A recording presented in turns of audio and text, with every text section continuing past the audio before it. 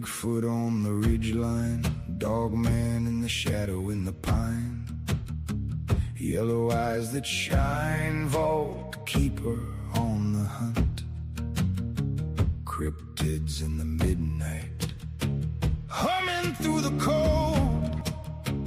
Every old road has a story somebody told, and we laugh when the truth gets strange, till the dark winds shift and everything changes. Oh, the myths and the legends, they live where the map ends, in the deep dark of the woods, in the back of our minds and our nightmares, even when we're leaving, 'cause the world feels dark and dark when the mystery survives. I saw a shape by the river, tall, heartbeat like thunder, eyes like fire, missing people signs on the telephone poles, little paper prayers for the ones who never came back, and the firelight flickers low like it knows nightmares, it howled. Oh, the myths and the legends, they live where the map ends, in the deep dark of the woods, in the back of our minds and our nightmares, even when we're leaving, 'cause the world feels dark and dark when the mystery survives.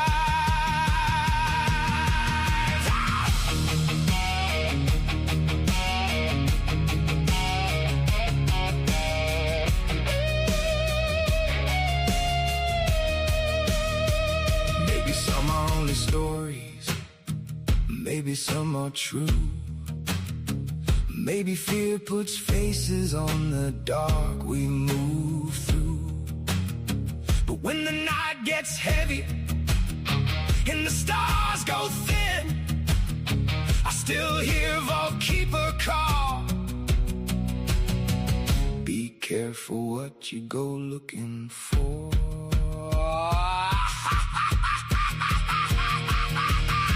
Oh, the myths and the legends, they live where the map ends, in the cracks of the woods, in the back of our minds.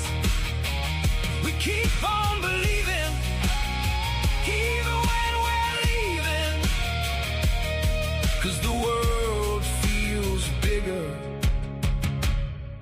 when the mystery survives.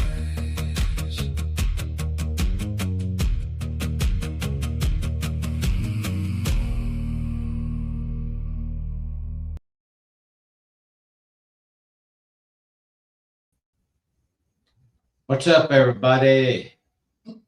Hope y'all are having a great Friday night. It took us just a little bit to get everything going. Kind of had to duct tape some stuff back together. Y'all would not believe the mess that I have. You know, it's so bright here, we got to wear shades. Hey, everybody. Hey. No, I've got to take these off so I can see. I need my readers. Yeah, I can't see. Can y'all hear us? Give us a 1 in chat if y'all can hear us. There you go. That's better.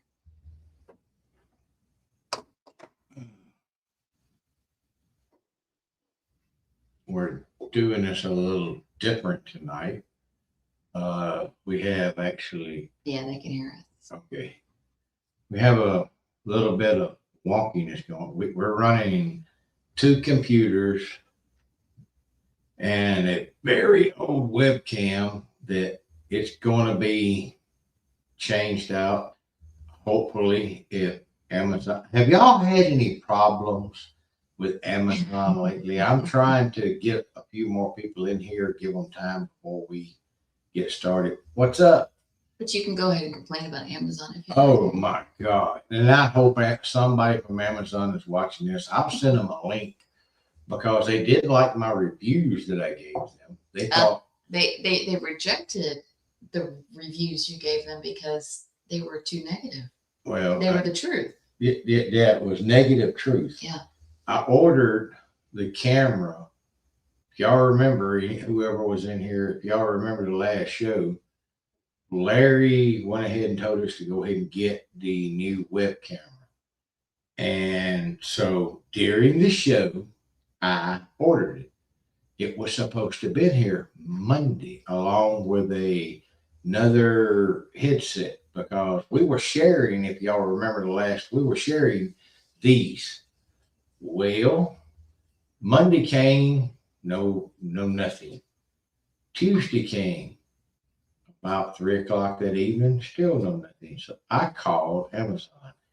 I don't like doing the whole chitty chatty. Yeah, I call them. They hate it when I call. Yeah, you're red flagged. I'm triple red flag. Ain't no doubt.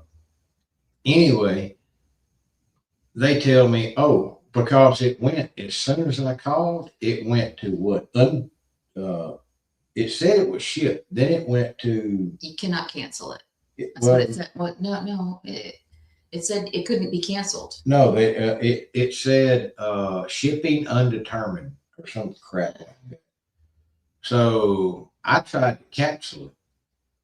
No, they even tried. I've got the emails. They don't like it when you keep the emails. It tried to say that I hadn't been charged yet, but my bank account had been charged. Anyway, that rolled around. We argued with that. They got on there and they said they were going to cancel it. 24 hours, they'd send the money back. I said, okay, I'll find something else. That was Tuesday. Thursday rolls around. I call back, nothing has happened. It still hasn't been canceled. They can't cancel it. They can't tell me when it's going to be delivered. And they supposedly in 24 hours was going to send the money back. That never happened. And then today, mysteriously, it says, oh, we found it, or it will be shipped out and delivered now next Thursday. 2 weeks.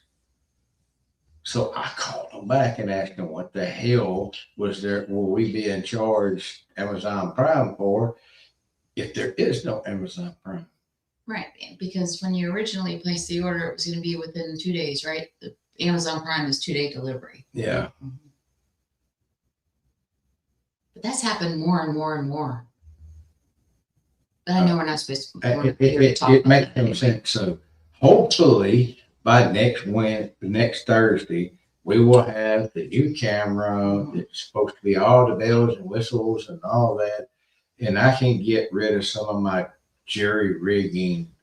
Look, y'all, when I say jury rigging, I have Xbox cords, I have PlayStation stuff, and 2 mismatched earbud headset, whatever, so we could do this. And it has not been fun getting this to going because nothing wanted to work together. It finally started. Mr. Larry is like, I can't find the show because we were actually going to do this about 8:30. That came and went, and sorry, y'all. Like I said, we're going to start trying to do the shows on Friday around 8:30. Is if not 8:30, 9 o'clock, because between her schedule and she has talks with her son before he goes to sleep and everything. We're trying to work this around. And I thought we were going to have a guest, John Bell, on here tonight, but he had some prior engagements and it didn't work out.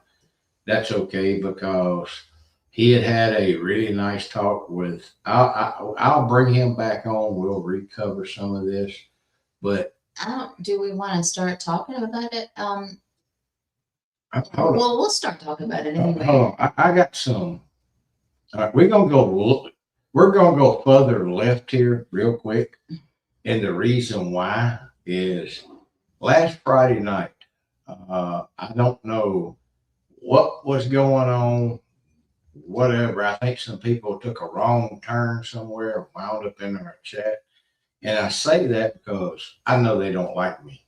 What they were doing here, no idea. They didn't cause a problem, which I'm glad of, but I don't know what was going on with that, what the purpose was.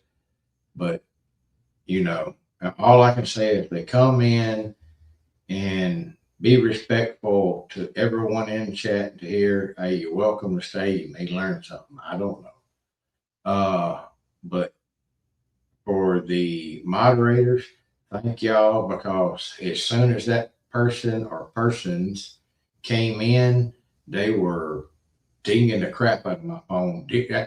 Y'all watch it, y'all see her, you need to put your phone down. So that's what it was about. But Mr. Larry, if y'all will share this, maybe more people will get in. Like I said, now that is over.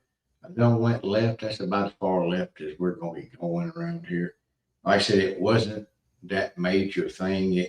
I just thought they got lost somewhere and wound up in here. I couldn't figure that out because I know they don't like me, and I couldn't figure out why they wouldn't. I think everybody likes Not everybody. you. I think everybody likes you. Oh, I got to angle this more towards her that way. They can hear me. Yeah, to me, you're real low. Now, me and her were doing some deep dive, looking into some stuff, because that's what we do at nights. Hello, hey, how you doing? And we come across, I'm not going to say the guy's channel because, like I said, I'm not trying to get anybody mad, upset, but this guy was covering the Kandahar Giant, and I've talked to Kat about this a good bit. He let out some information that she hadn't heard before, but then I went into what I knew about it, and she was real curious. Now, we're going to cover this, some other stuff like, why do all these giant bones keep coming up missing every time that's found to this certain museum, we'll say? You know, you got to be careful what you say now because everybody likes to get legal. And so we can say everything on this channel is for entertainment purposes only, and it is allegedly and in our opinion. Thank you. So let's just cover it with all Hey, that. And before we get started, how did y'all like the very first book that I wrote? That's O'Connor. That is the very first book. I'm in the middle of the second one. She can't wait. See, she don't get to see it until she reads it. But that's the very first one. I don't claim to be a writer, but I had fun doing it. You are a great storyteller, and well, thank you. Together we can put it into a book form, and if we get it published, we'll see what happens. Well, right? That's my goal. I want to get it published, and the way I'm going to do that is since they are short. See, William loved it. Thank you, William. Thank you, William. And hi, everybody. Hey, since it was short, what I'm going to do is the next one may be longer. I'm not sure. I got a lot. Well, I'm trying to get better with my narrating too, because I think, the first. I think you did great. Well, thank you. But the first one was, we had to chop it up a little bit because I had some editing issues. And then the second one, which is the last one, I think I read it too fast. So I think I'm going to slow it down a little bit. You're just now getting started. I love the fact that you're reading them. It's because what I was going to do was use one of those auto reader, Oh, God, I can't stand and AI we just readers. couldn't find one that I liked. No, the voices And are terrible. the only bad comment I've gotten so far, thank all of y'all, and be truthful, I like it. The only bad comment I got was somebody said, "Oh, you don't use AI to do your cover art." You do realize every YouTuber now uses AI to do the thumbnails. Yeah. Uh, AI is in everything, so you really can't avoid it. Now AI did not write that. I've got No. all the transcripts, everything that I did to write that. How did y'all like the O'Connor song? Now I tell you, I use an AI program that it helps you with it, but it doesn't do it. You have to be. I showed her, and I think it was Miss Crystal, how in depth you have to be. It will help you. I can't play no instruments. So you pick the instrument, you pick the melody, you even pick the style, and then you start adding them together to build the instrumental to it.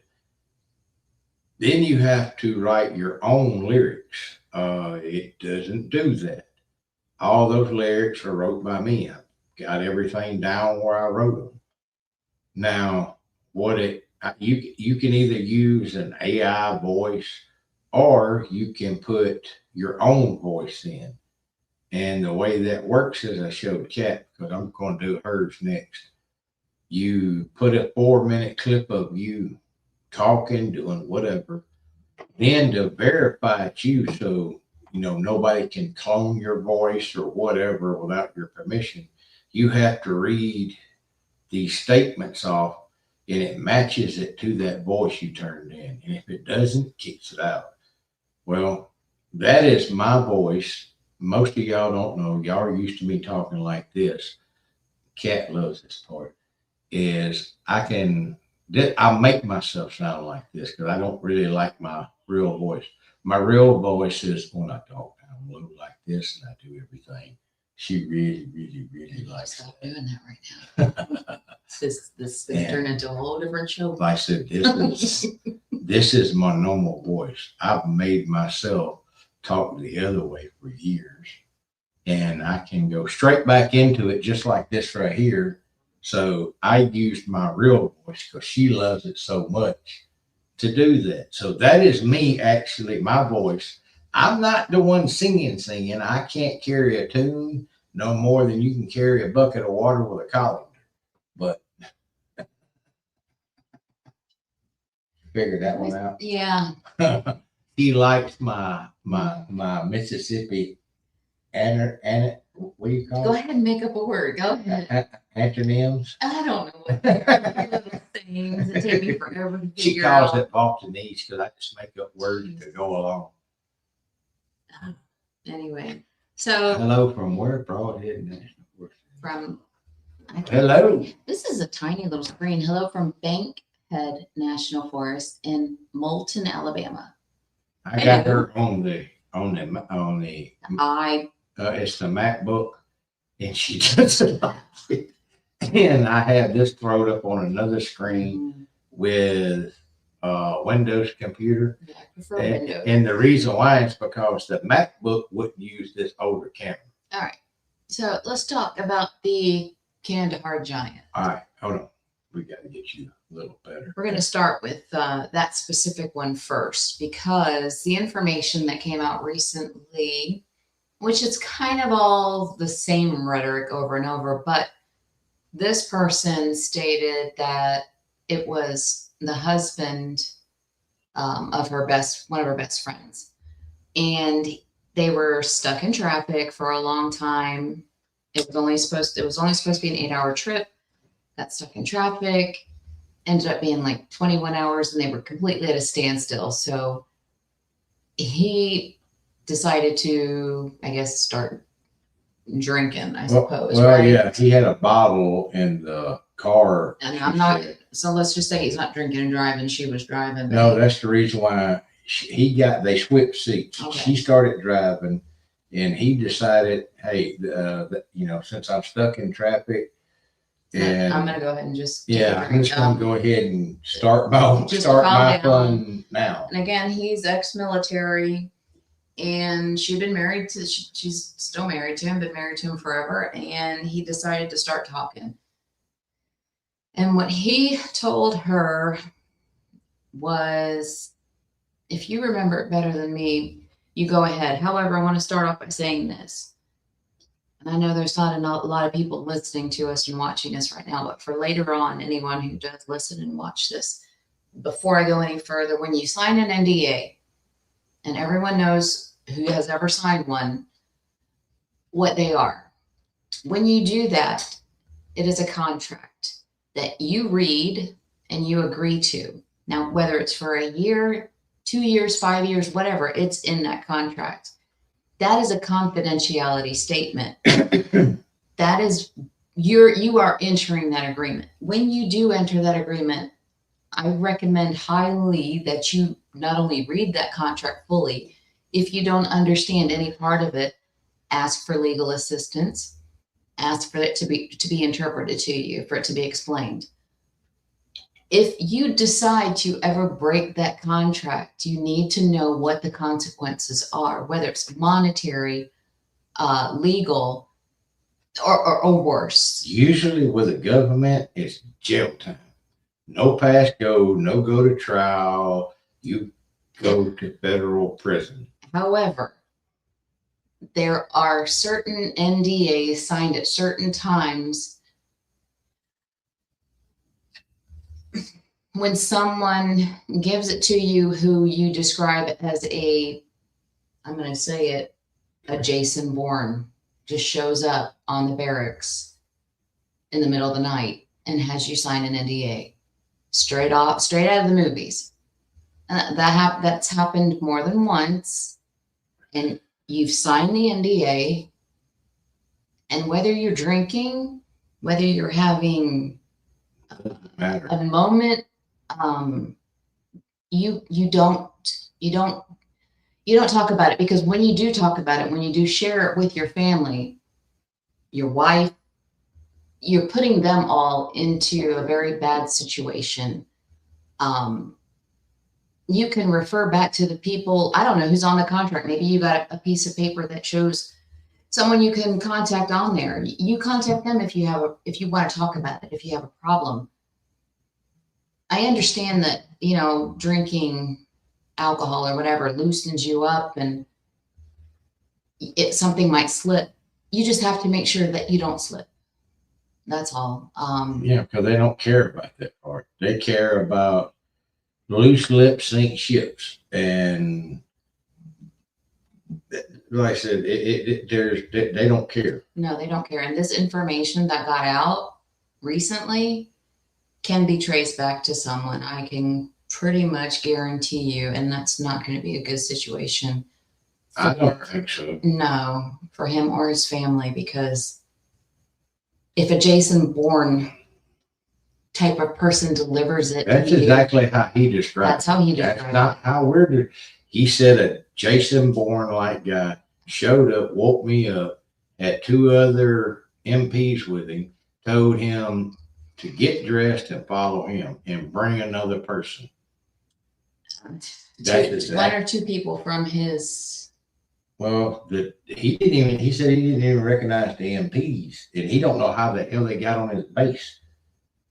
And the other thing, certain things go on with, once you get high enough in rank, when that person lands there, I don't care who the hell is there. They are the highest person in rank on that base. Anybody that's been in the military will tell you that. They're just, she was told about today by a U.S. Air Force veteran. Mm-hmm. We're talking to him. He told her a story about a captain, I think it was a captain, that had bought a Mercedes-Benz while he was overseas in Germany. BMW. A BMW, my fault, in Germany. He had it put on a C-130, flew back to the States, and a higher ranking person than him found out, the commander of that base, he had it took off, and they took a tank and ran over it back and forth. Why he stood there right and in front watched? of him, made him watch. Yeah, and And then he still had to pay for it. he still had to pay for it and pay to have it brought here. Mhm. But because he had pissed off the wrong person with high enough rank, didn't get it okayed, they made an example. And see, It happens. the man who signed the NDA and who He even said he signed the NDA. he even said he signed the NDA, and he then started to drink and, you know, tell his wife all about it, basically. I forgot where I was going with this now. Well, he starts telling the story where he tells her, he goes, look, I got woke up by this Jason Bourne guy. He told me to get dressed, grab somebody else that he trusted from the base, and follow him. And So- you know, meet him in the hangar. Right. So he gets taken to A hangar. a hangar. But this is also a man who does not have a degree in anything related to the No, biology I of. think he was in logistics before he became the commander at that base. Because when they got to that hangar, he noticed the cargo holders were the ones that he was standing in front of were used for biological weapons. Because he said he had to handle them before when he was in logistics. He knew what it was. So he did know the measurements of it. I do know that was pretty specific. Yeah, I'm not going to get into that because the one thing he couldn't remember was it was laying on a cargo pallet. Now, from what I know about the story was if you look up the cargo pallet that they use, and if you don't know, you ever heard of the Moab? The Moab is what they call the mother of all bombs. It is a bomb right below a nuclear weapon. There's only been one time that I know of it's been used in the theater of war, and Trump did that during his first term. All right. The way this is launched is it's so damn big, it goes in the back of a C-130, and it's laying on a pallet that has a parachute at the back of it. They take and turn that when it gets to the designation they want to launch this. They open the tail up, turn that plane up, it rolls out the back. As it rolls out the back, parachute catches air and takes it off this pallet. And think of a school bus. That's the easiest way, weight-wise, about the length. It's about, I think it's 16 foot long, maybe 20, I can't remember. But this is what this creature is laying on. And he calls it a creature at first. He said it had 6 fingers, 6 toes on each appendage. Do you remember the color? The color was white. He said Yeah, it was white. white and it had red hair. It of had course. fiery red hair. And he said the smell was pure evil. And his wife asked him, well, what does that mean? Can you describe it? And he said, no more than I could describe an abstract painting to you. No, he said no more. He said me describing what evil smells like is like me trying to describe a painting to a blind person. There you go. See, you remember things much better than I've heard some of this before. And so for something to smell evil, I mean, we've all smelled dead things and skunks. I have never heard anything described as smelling evil. yeah, hold on. So he went into a description of it had to have been, I think he said between 12 and 14 feet. It had to weigh upwards of 1,200 pounds. And I think he was on the low end of stuff. He was just, because he done started drinking and kind of got into this. So that's the other thing you got. But they called him in to go into the area where To the take thing was to take samples of it. Mm-hmm. And then he switches over to where she's like, wow, that's kind of crazy. That's scary. He goes, if you think that's scary, you should have seen what we have in the States at a secret base. I don't know if we should say the state. It's close to Tennessee, I'll put it to you that way, under the mountains. But he said stuff there or what nightmares are made of. Like I said, that's the way he described it. And I think it kind of ended there. And then the guy got into where he had went and verified this guy was in the military. He was what he said he was. And he had looked up and talked to some people about the secret base that he was referring to. And there's another thing too, that whenever I had put out a short on my channel about NDAs, one of the comments, and I don't take down any of the comments unless they're just flat out, rude. I'm telling you right now, if you leave a bad comment on her channel, I will take it down. But one of the comments was, all of the NDAs in America should be disclosed. That's not the way it works. So that made no sense whatsoever, because that would, or now what national security, I mean, we would be vulnerable to everything from everywhere. So that's just pertaining to our national security. Then you're looking at NDAs that people sign when they work for a pharmaceutical company or for, a car company. Where you work at, you have to or sign hospital. NDAs. Of course. You're looking at proprietary research and development. NDAs are everywhere. NDAs are whenever you work for selling cars. You have to sign them. They last a certain length of time. They are what they are. If you disclose all the NDAs out there, someone said that Trump was looking to it didn't even make, the comment didn't even make sense. That would mean that all the contracts out there are to be disclosed. Your mortgage, your car loan, every credit card you have, your hospital records, and medications you take. What would that do if all the medications that you take, all the doctors you visit, all the visits and what they entailed, what would that do to you socially, financially? Well, it's you can't disclose in all the NDAs everywhere. This is my thing. The people that get so mad because the government has secrets. Of course the government has secrets. They have to. Do y'all understand, if we didn't keep stuff secret, that our enemies, and we have a bunch of enemies. I'm sorry if you don't think so. I don't know where you've been living for at least a couple of months with everything that's going on. We would be overrun so fast it wouldn't even be funny.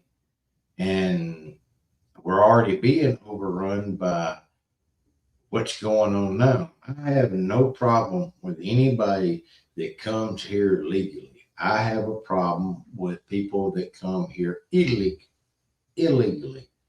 Every other country does. You try to go illegally enter another country and see what happens. You can't. We're actually the nicest ones about it. Like I said, you don't know. Well, look at a year ago when they started the deportation stuff. There was an apartment complex that was took over by Venezuelan illegals that were holding the people that were supposed to be their hostage. Yeah, people that were living there. Yeah, that's not me making. This is real life, y'all. Look at how many illegals, they know they're going to be deported, so they don't care. They have raped, murdered, stolen. It's when I don't understand when the left and right are going to say, okay, we got to do something about this to protect our people, our constituents that put us in office. I don't like talking about politics, but this is going to cover a lot of this. Well, because politics play into the secrecy of cryptids. Yeah. So it does. Yeah, because it's politic running. For everyone to be out there saying, "Oh, the government should let us know what's out there, and they should find out, and they should get involved and figure it out." They done did that. They already know what's out there. Look, if they didn't know what was out there, like I said, y'all just need to. I don't know what y'all are looking up, but you need to fine tune your search. Because back in the 40s, I do believe it was the 40s. If I'm wrong on the year, I know somebody's going to tell me. I think it was the 40s. Y'all hear that's a C-130 flying by right now. Yeah, we're right in the path of a military base right here, and there's C-130s, C-130, DC-5s. Spooky. Yeah, the Spookies. They all Apaches. Yeah, Apache helicopter. She's gotten to see just about every kind of attack helicopter Up now. close. Yeah, really close. You got a great picture. One day you'll have to put that up on. I think I still got it. I swapped phones. You should still have it. But I'm talking about close enough you can see the pilots and stuff. Yeah. That's how close they are. It almost looks like they're fixing to land in the bag. Yeah, that's cool. But I got off. I was out there waving, and you were like, "They can't see you." I don't care. Anyway. Looking at you, little white girl out there. I forgot where I was going with what I was saying. I know. I got involved with the airplane. I did too. My fault. I squirreled. You squirrels. I bet just that the government knows about everything. Oh, okay. Well, back in the 40s, I do believe it was. There you go. Okay. That's where you were. The Congress and the Senate and the president now had to sign off on this. All three signed off on this on a law called the Hominid Law. Y'all need to go look that up, especially if you're going out doing investigations. Let me see. Let me read it. Let me find it. Yeah. Especially if you're going out on investigations and stuff, because it's just not killing one of these animals. They even have a partner about a part called the harassment of a hominid type creature, where you can be fined, you can be jailed. They can take all your research. If you have a body, you're definitely going to jail, and they're taking it. And this has happened before. Okay. This is what Google, whatever. The hominid law refers to proposed okay, hang on. No, you can go to the government website and pull it up. Yeah, I think so. This one, it says the hominid law refers to proposed or existing legal frameworks aimed at granting fundamental rights and protections to non-human hominids, chimpanzees, bonobos, gorillas, and orangutans. No, that's a new one. It's the U.S. Hominid Law. All right, so let's look up U.S.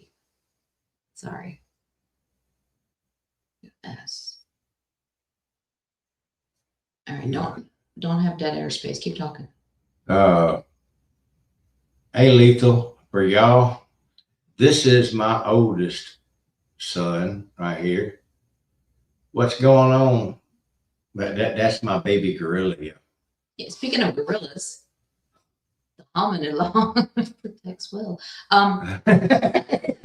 Will, I said, y'all, I found it, put it up years ago, and now that I started my channel back over, I don't have a lot of those shows. And then they got some reported, and YouTube took them down, and the computer that I originally done them on that I had copied, it went, that's okay. It's glitching. What's glitching? The show is glitching. I keep seeing ours over here. But Yeah, that's what Larry was saying, glitching. I'm sorry. Don't know what it might have been me doing I it. can't find the hominid law right now, yo. Stop it.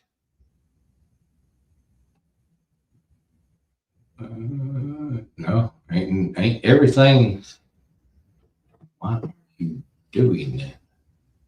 Okay. Everything looks good. Everything, nothing, nobody's trying to do nothing. So it wouldn't help them if they were. Uh, this damn. We are having some storms outside. Maybe that's Yeah, messing up. it may be the net actually Mhm. doing it because we were having storms and stuff earlier. And Anyway, I don't know how much further that man went into describing what happened after the fact. I'm not And sure. the man either. that John Bell was going to have on tonight was going to talk about.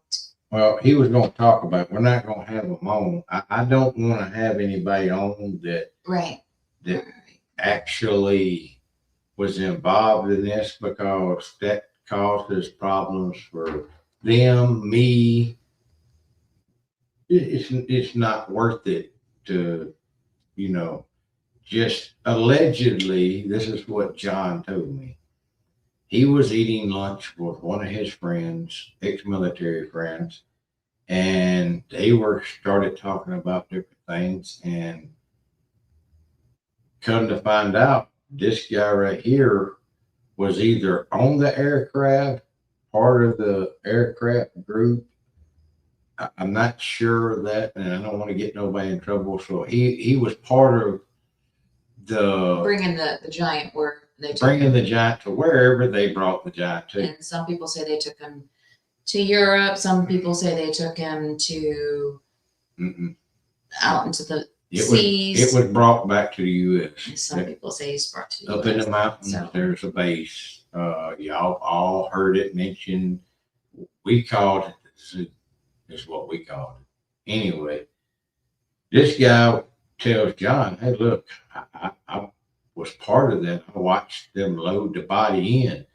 And this is the crazy thing. Me and John had talked about it before, and exactly what I told John, how they loaded it, what they loaded it on. This guy verified it. And John's like, holy shit. So he calls me. That's one of the reasons why she already wanted to do this show or something on this. And I'm like, well, hell, that's all tying together. And one of John's good friends had a death in the family. And he's that, real life stuff comes before entertainment. And that's what this is entertainment. That's just like Kat and at her work, they just lost one of their good friends, a colleague. They just lost her. We won't go into how she died or nothing else, but it was sad and unexpected, and they all banded together and they got her son, which through it, and I'm very proud of her for them her part in this and them well, coming St. together. Jude as an entity as itself, it's not just St. Jude, it's the employees that are there. It's the whole team gets to Talk about tonight. The other thing is, you want to keep talking about that, or you want to move on to something else? Well, let's move on because I don't want to get too involved in it because I think it gives Okay. away too much stuff. Well, I mean, anyone who wants to learn about it, just start looking it up. Whether you're on Facebook, Google, whatever, YouTube, it'll take you in all different directions. If you don't have a Facebook account, I would just set one up because there's a lot of information over there too that comes out. Now, the other thing, going back to the book of the O'Connor series, she likes this because what y'all don't know is there's Easter eggs in these books. Mm-hmm. There's a lot of truth and a lot of stuff, and now you've got to go back, re-listen to it, and try to find the Easter eggs. Like there's real stuff about the sign they leave, why they do certain things like the fires and stuff like this. That's stuff that I'm going to go into later, but I want to show instead of just tell. And there is another book. I've been writing 4 books. The first one y'all just heard, the O'Connor. I'm in the process of writing the second part of that. Plus, I have two others that are going to go on Amazon Kindle. One of them is basically, it is a nonfiction. It's about you. I call it the cryptid tracking book, but this works on anything, hunting, bird watching, all that. A lot of the stuff you're going to be hearing in the O'Connor series, that's in there too. Like I said, and any wilderness expert, guide, whatever you want to call it, if you ask them one of the questions from his book, they're going to tell you the same thing. That's the funny thing about tracking animals. It doesn't make a difference if you're in Florida, if you're in Alaska. The basics are all the same. The way you go about finding animals, whether they're known animals, unknown animals, they all work the same. As long as you follow certain key rules and guidelines, you'll find them.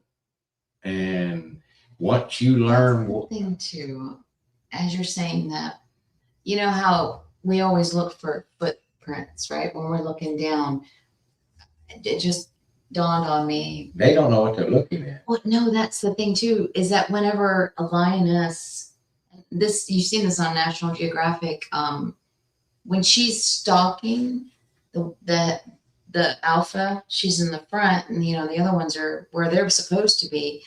She will be so close to the ground, and she will walk, and she will do like this with her paws. She doesn't sneak up like this with her paws. She turns them upside down, and she almost drags them just a touch because she's trying not to make noise. So if lions do that, I've even seen regular cats do that. If they do that, and other creatures, especially people who see Bigfoot, I hate calling them Bigfoot, but I'm going to just call them Bigfoot. They go down on all fours, their tracks are going to change. Well, this is the neat thing. And The this is feet aren't something. going to look like footprints. Yeah, well, hold on. I'm fixing to give them something. All right. When it gets cooler, so we can get out, I'm going to show you. Now, the Native Americans, I think it was the Apache, the Cheyenne, the Shawnee, Blackfoot, and the Crow were really, really good at this. They taught themselves how you can start out looking and finding human tracks, but they taught themselves how to walk in a way that doesn't leave anything that looks like a human track. I can do it. And she's watched me do it through the sand. I'm going to have her video me doing this so y'all understand. Sasquatches I've come across do the same damn thing. That's why people are like, well, we can't find any tracks or. But you're also, I know you don't want to get into this, but your training, your dad's training taught y'all, your dad taught you, your grandfather taught you. When you call it ghosting. When you are after a target, you cannot leave any sign. So you learn to walk different. You learn to walk on different medium on the ground. You're not just walking on the dirt and the grass. You're going to walk on rocks. You're going to walk in the water. You shift your weight differently. You place your foot differently. Yeah. Instead of planting your foot where most people plant their foot down flat like this, you actually do what's called a roll around and go. She says it looks like horse tracks. It looked like whenever I was watching you in Florida, it looked like it went from a human to a pony. Now, if the horses are around, are you going to think anything about the track? No. So if people have been doing that for ages, so any other animal can do that. Another one that my grandfather told me his people in the which is Blackfoot, and then the Crow and Creek Indians used to do was the ambush style. They would walk up into an area and then they would step backwards. Mm. And what they would do then is go Mhm. around the outside edge, and where they're coming in right here, they would be set up for an ambush. They're following those tracks in, and next thing they know, they're in the middle of an ambush because the trap's in, and they're looking around, and then the trap is And sprung. how many times do you hear people say that too? That the track just ended. And I'm like thinking, oh. Okay. Yeah, now- it just ended, but they didn't go into a portal. What the heck, man? No. No. Larry, that's in here, can tell you, Cat gave him hair that she gathered herself, all by herself.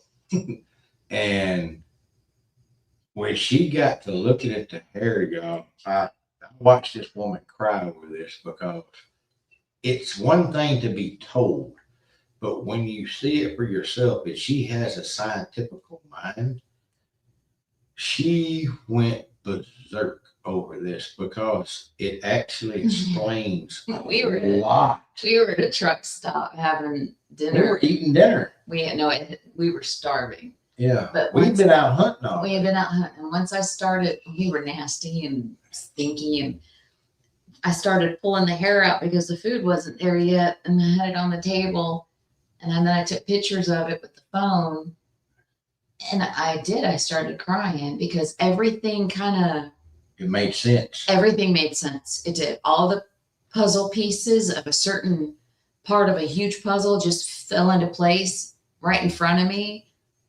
And I looked at you and I said, "Oh my God, oh my I God." was laughing because And I told said- her. I said, "James, there's blue, there's green, there's purple, all the colors." I said, "And the white, look at the white hair laid over the black hair, and And it the canceled black hair itself out. disappeared, and the white hair looked like it had doubled, like made double Then I of itself." told her. Then you told me, wait, then he told me, "Hush, hush, you're getting too loud." Yeah. And the lady brought the food over, and I didn't even care about the food.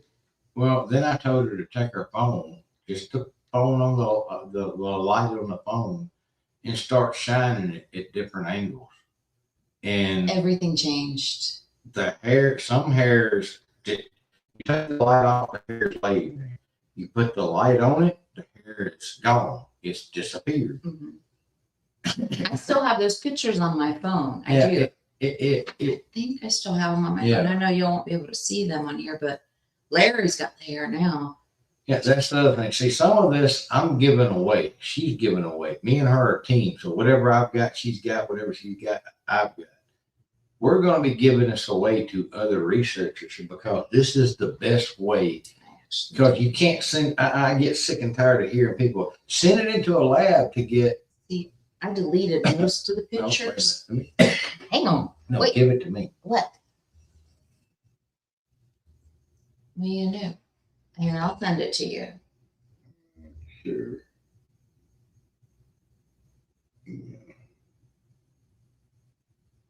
Now, this is just, I deleted so many of them, Oh. but I just kept a few. Give me just a second. I'm gonna pull them up. Give me just a second.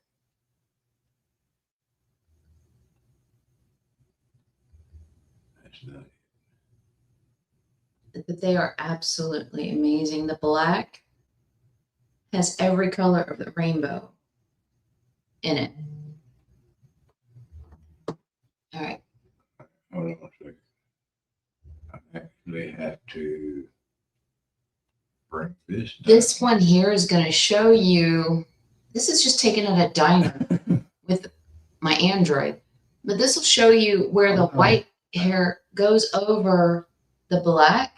The white, it's almost like clear, and it's over the black, and it makes the black underneath completely disappear.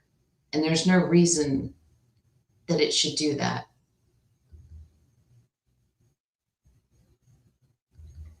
Can they see it yet? Now they can see. It should pop up over. Y'all got to understand it's like a 3-second delay or so. If you can you zoom in on it? Got to go over here. Oh.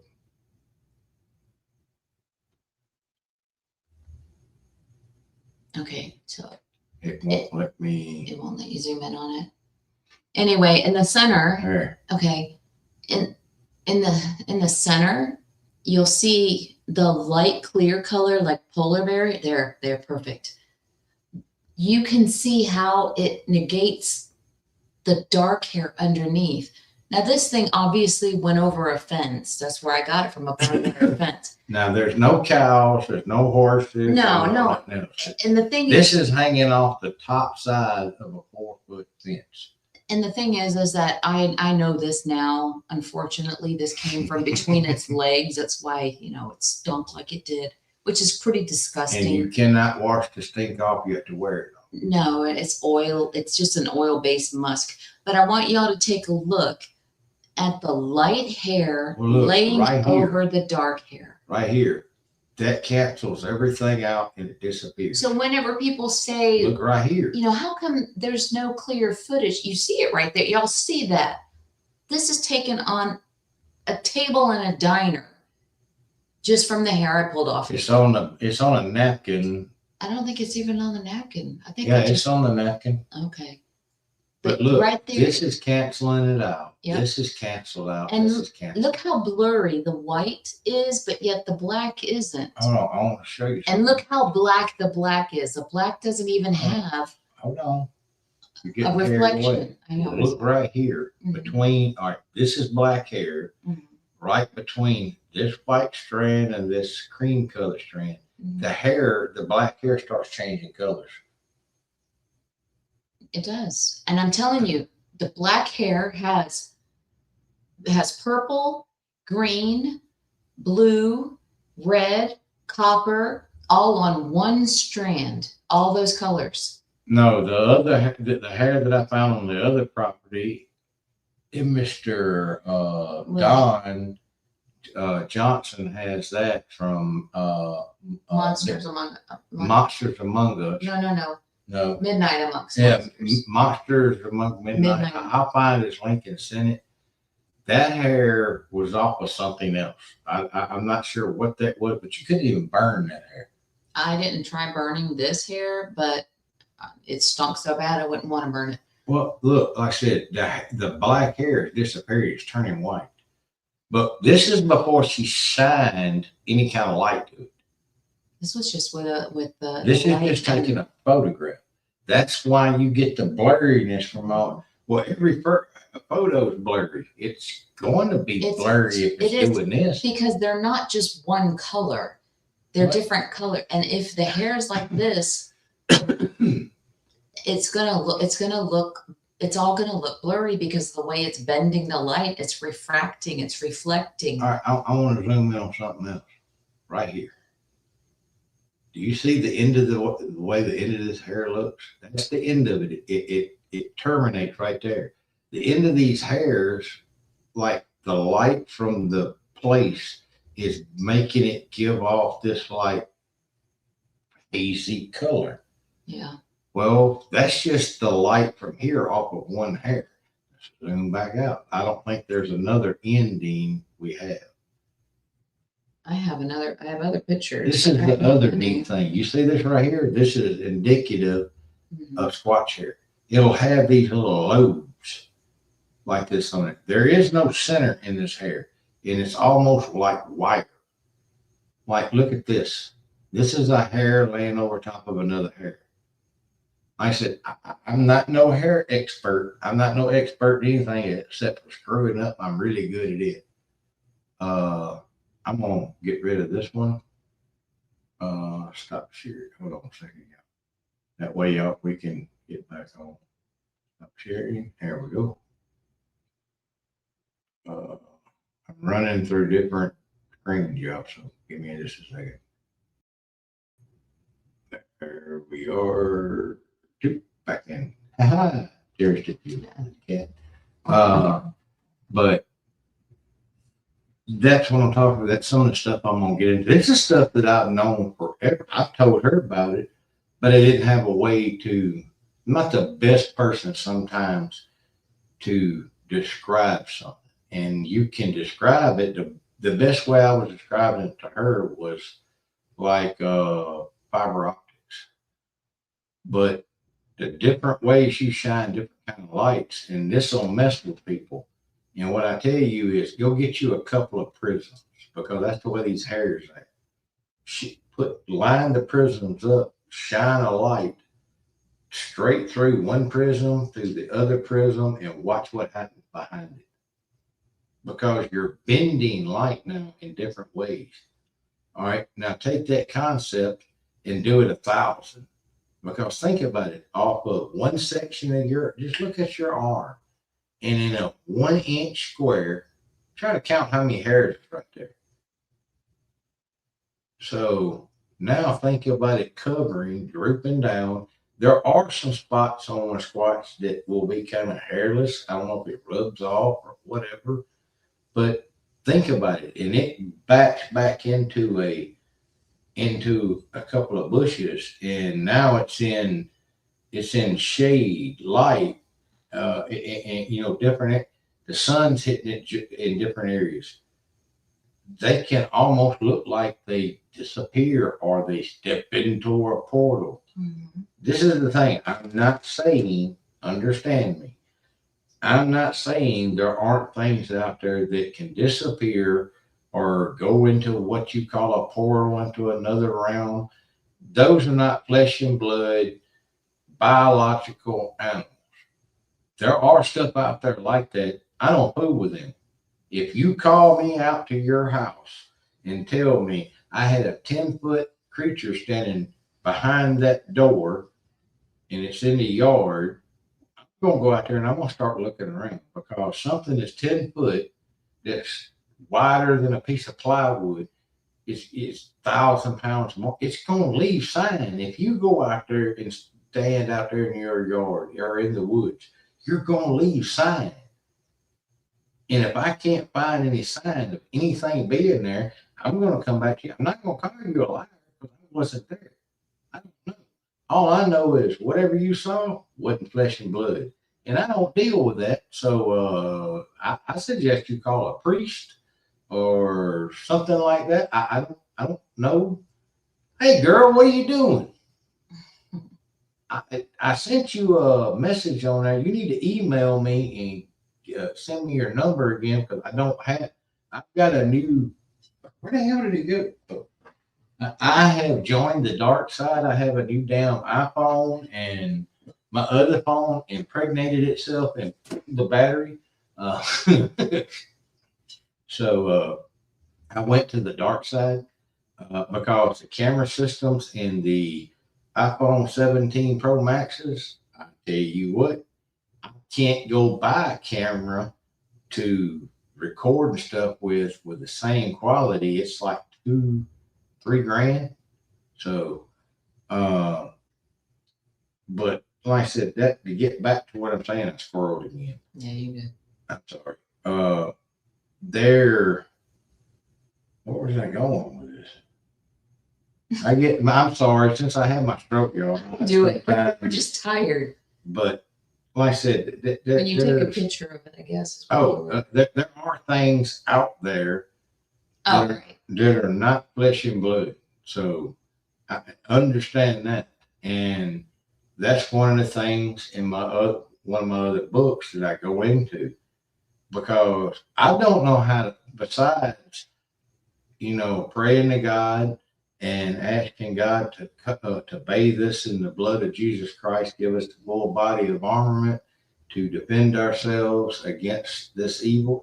That's all I know to do, and to get away from there, and to ask God to tell it can't follow us, rebuke it, and all. Like I said, I don't deal with spirits. I know some people say there's benign ones and there's good ones. I don't believe that, because if you think about it, this is the way I look at it.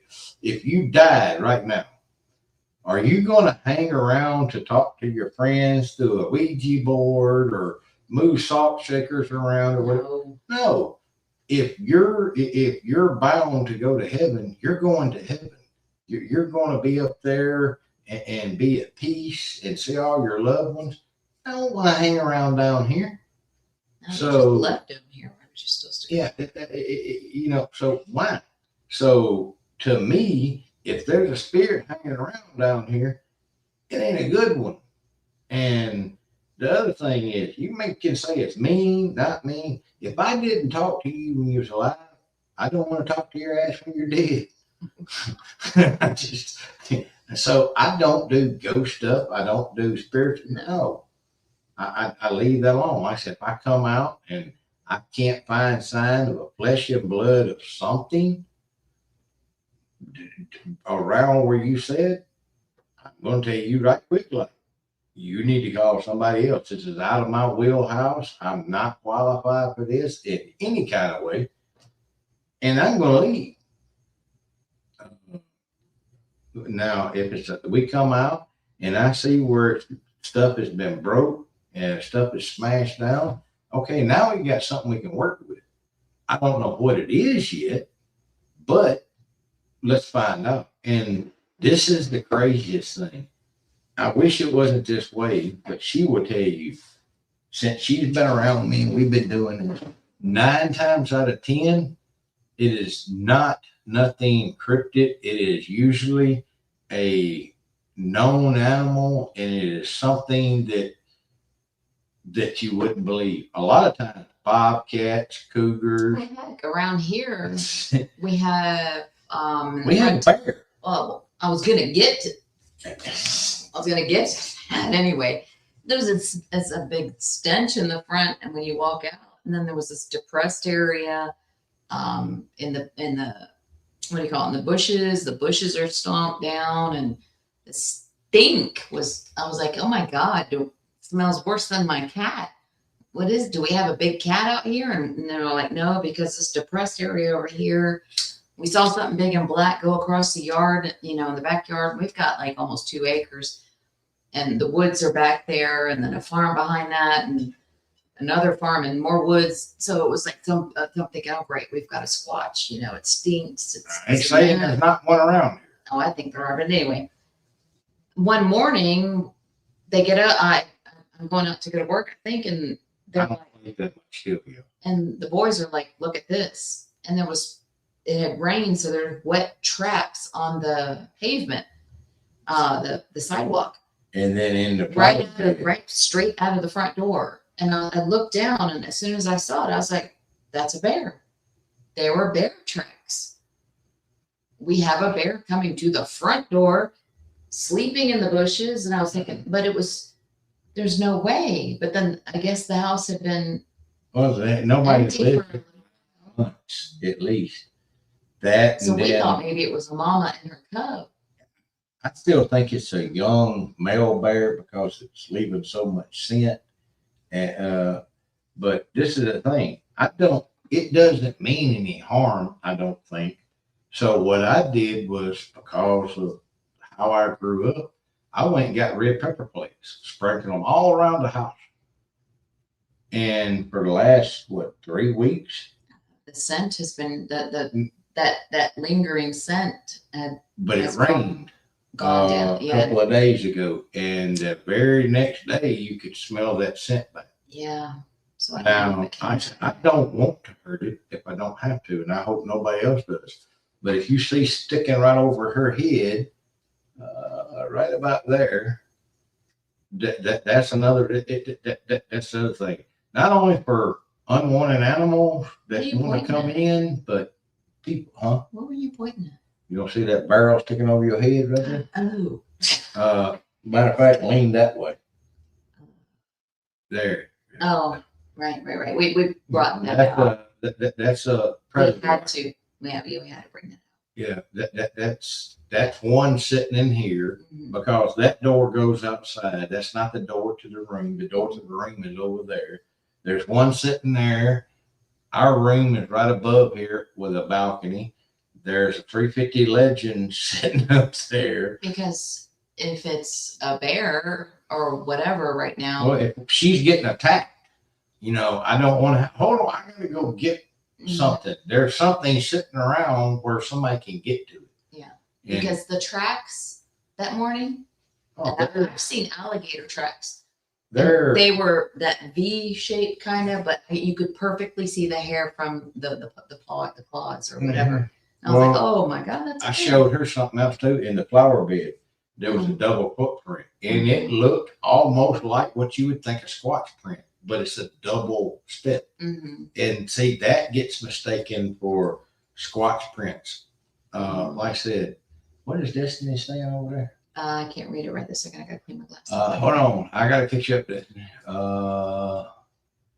Okay, you keep talking. Go ahead and All talk. right. You talk, and she's reading Destiny. Like I said, that's the thing.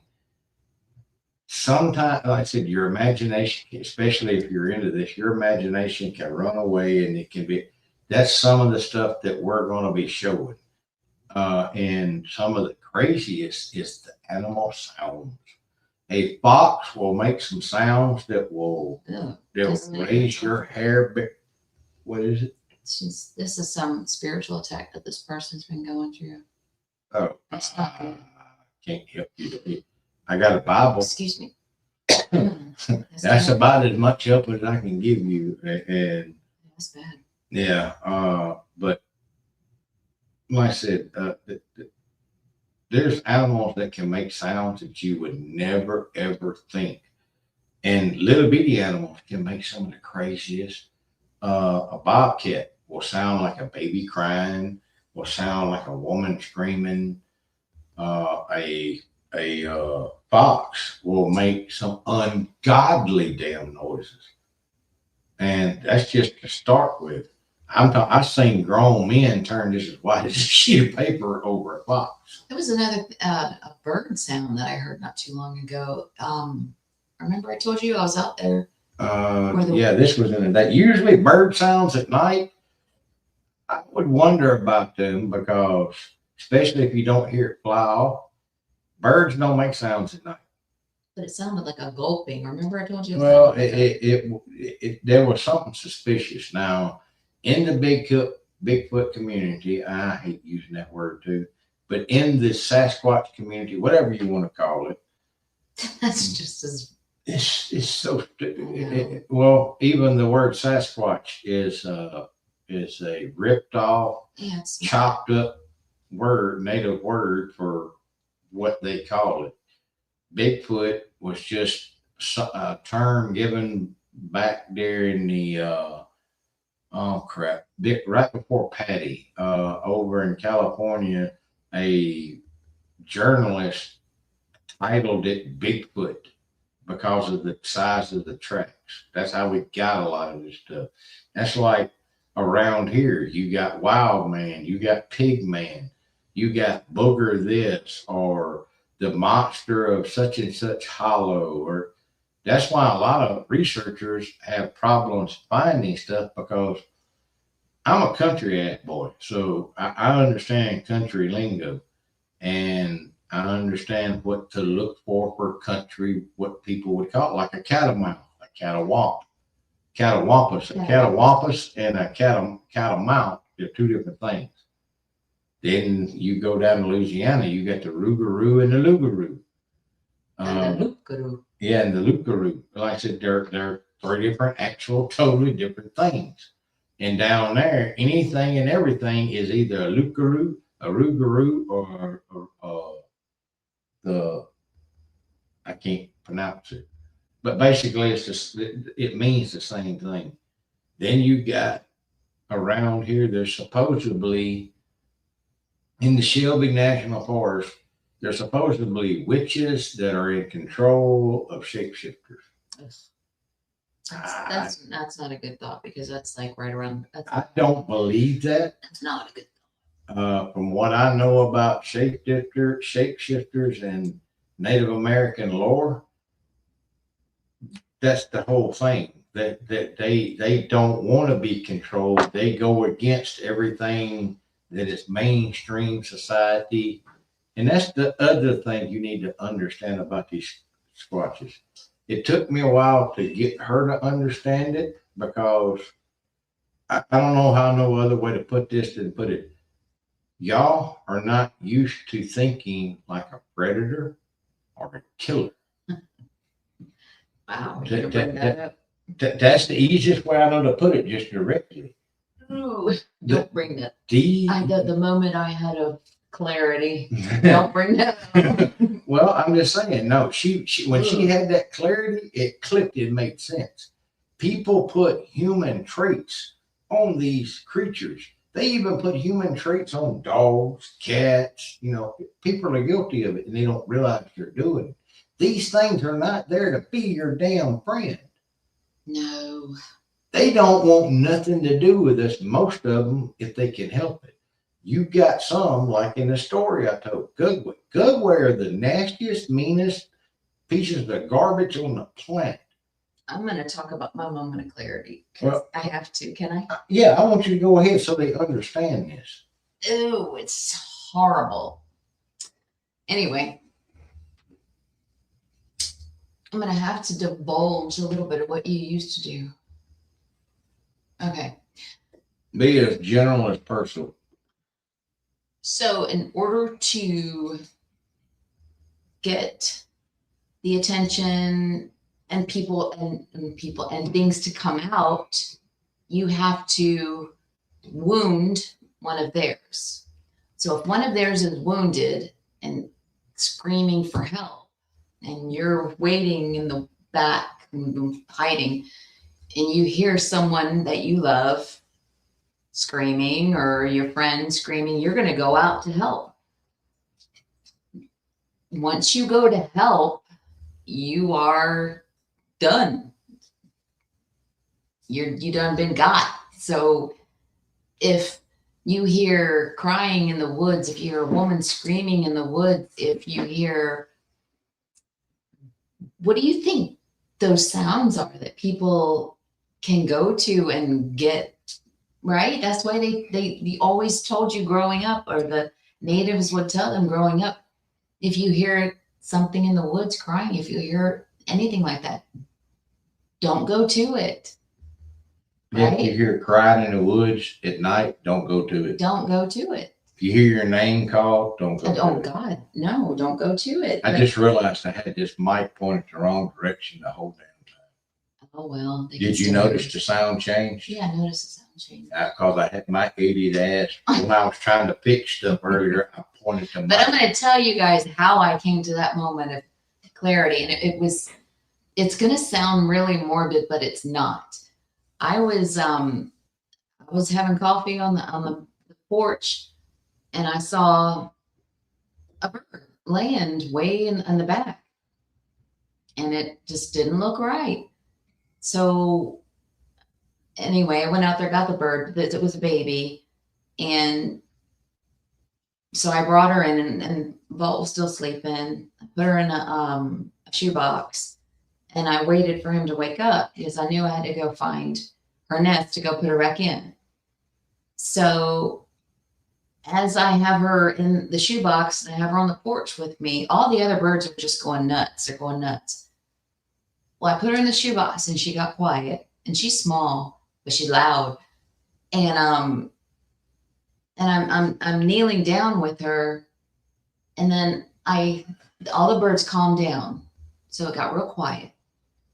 So the moment I lifted up the shoebox just a little to make sure she was okay, and she started screaming, this little tiny bird, all the other birds started screaming too, and they started coming in closer and closer. And for whatever reason, she had jumped out, and I put my hand on top of her to keep her from getting away too far because I didn't want her to get hurt. But as I was holding her, she started to scream even more. And her mom, I think, and her dad came in.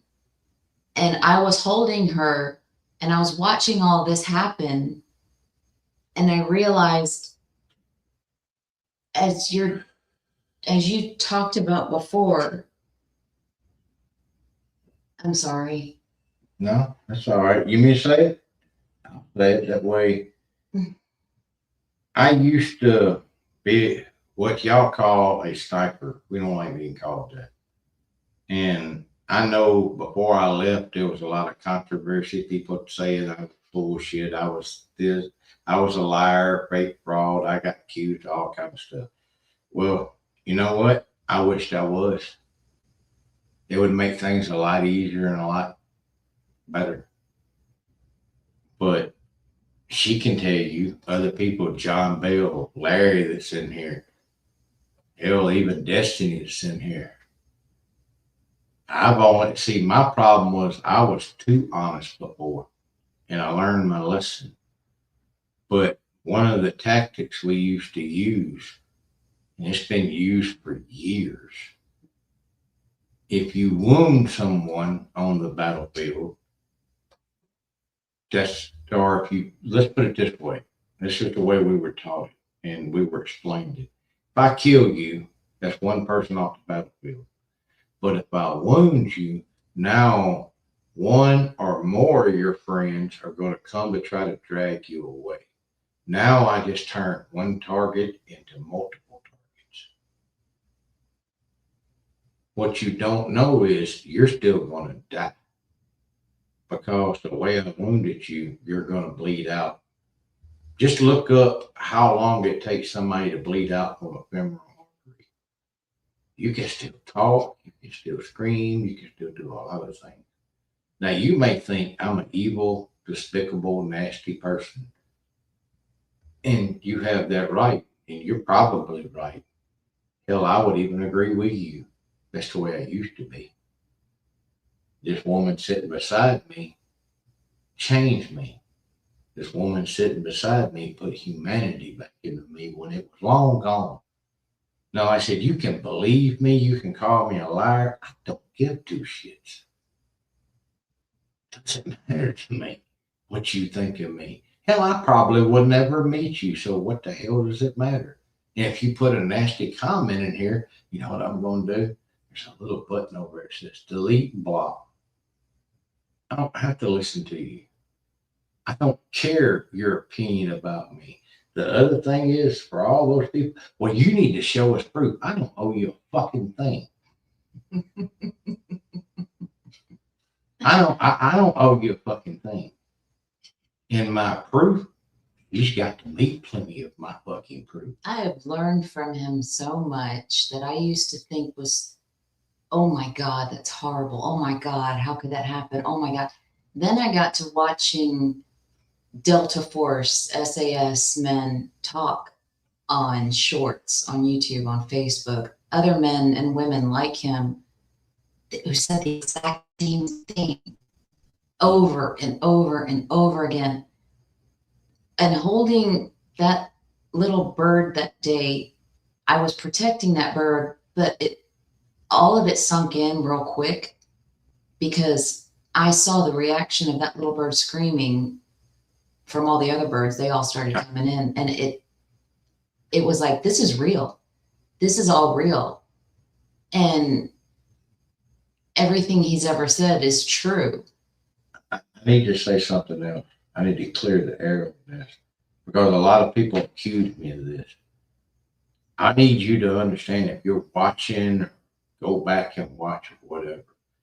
I was never in the armed forces. Do you understand that? I was a military contractor. And then you will say, you couldn't be a military contractor if you wasn't part of the armed forces. You have no fucking idea what you're talking about.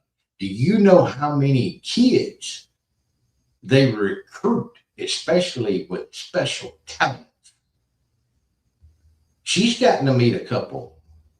And what I mean by that is, let's say you're really good at computer programming and you do something stupid, like you can go look up. There was a 10-year-old boy that killed, not literally, on paper in a computer, all the FBI. All their wives started getting death benefits. Well, the U.S. government went to him because he had hacked into a federal database. They went to him and figured out how their secure, unhackable network was hacked by a 10-year-old little boy. Instead of prosecuting him, he gave him a fucking job. And he showed them all their vulnerability.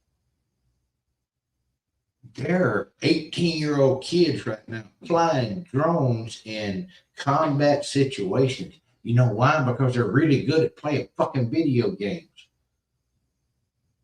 There ain't but just a couple of things on this planet I'm good at. One of them is putting a bullet in a long ways away in a target. The other one is getting into places I ain't supposed to be able to get into. And unfortunately, the third one was I had a problem with society because I lost the two people that ever gave a shit about me. And I was pissed off at the world. So I wanted the world to feel like I did. I wanted to burn it all to the ground. So when you call me a fake and a fraud, like I said, that's why I say I wish it was all. It'd be a lot easier. It'd be a lot nicer.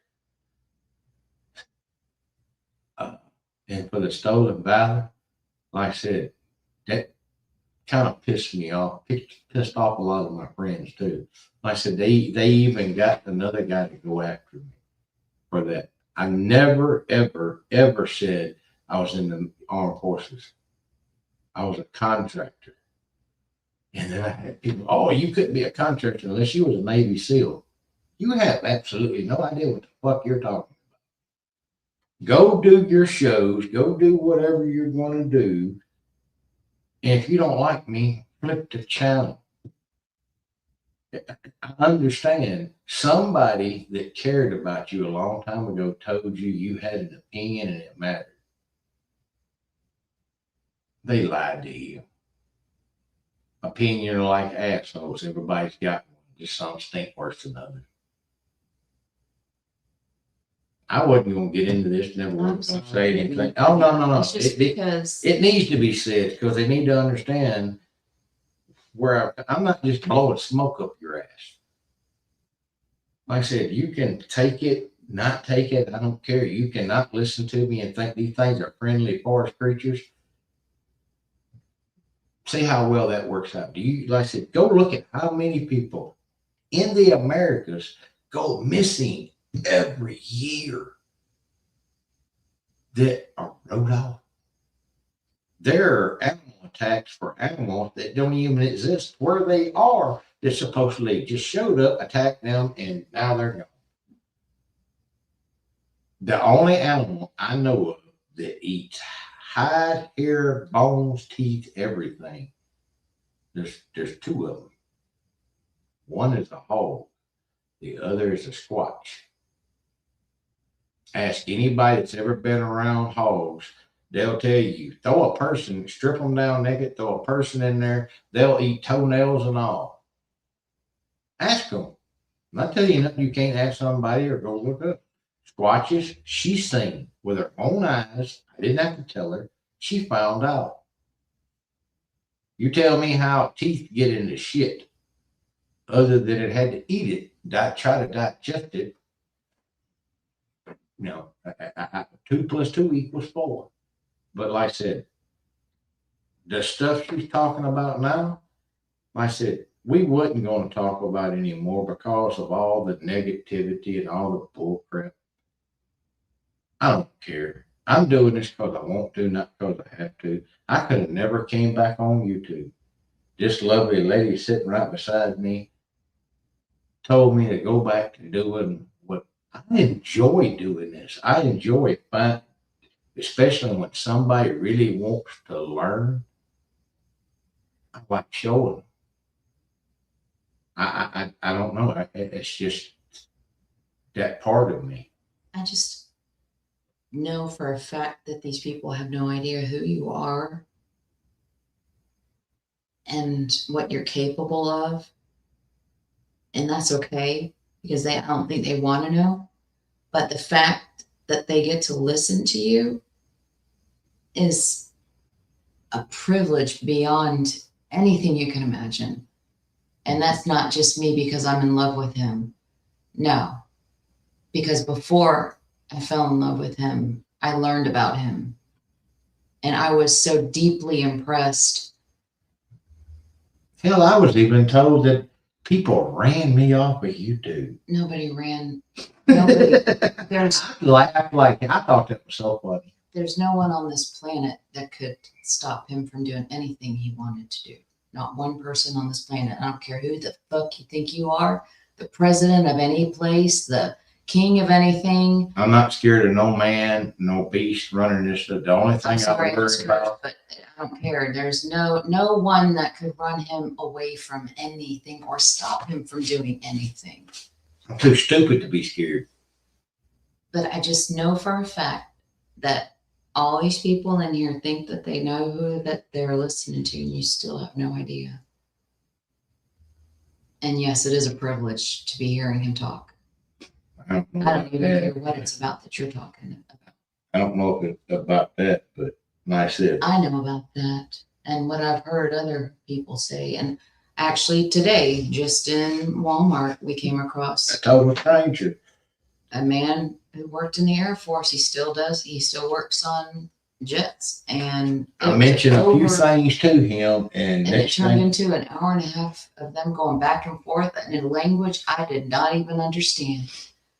And his name his call name his call sign. is Agent Orange because he's got red hair.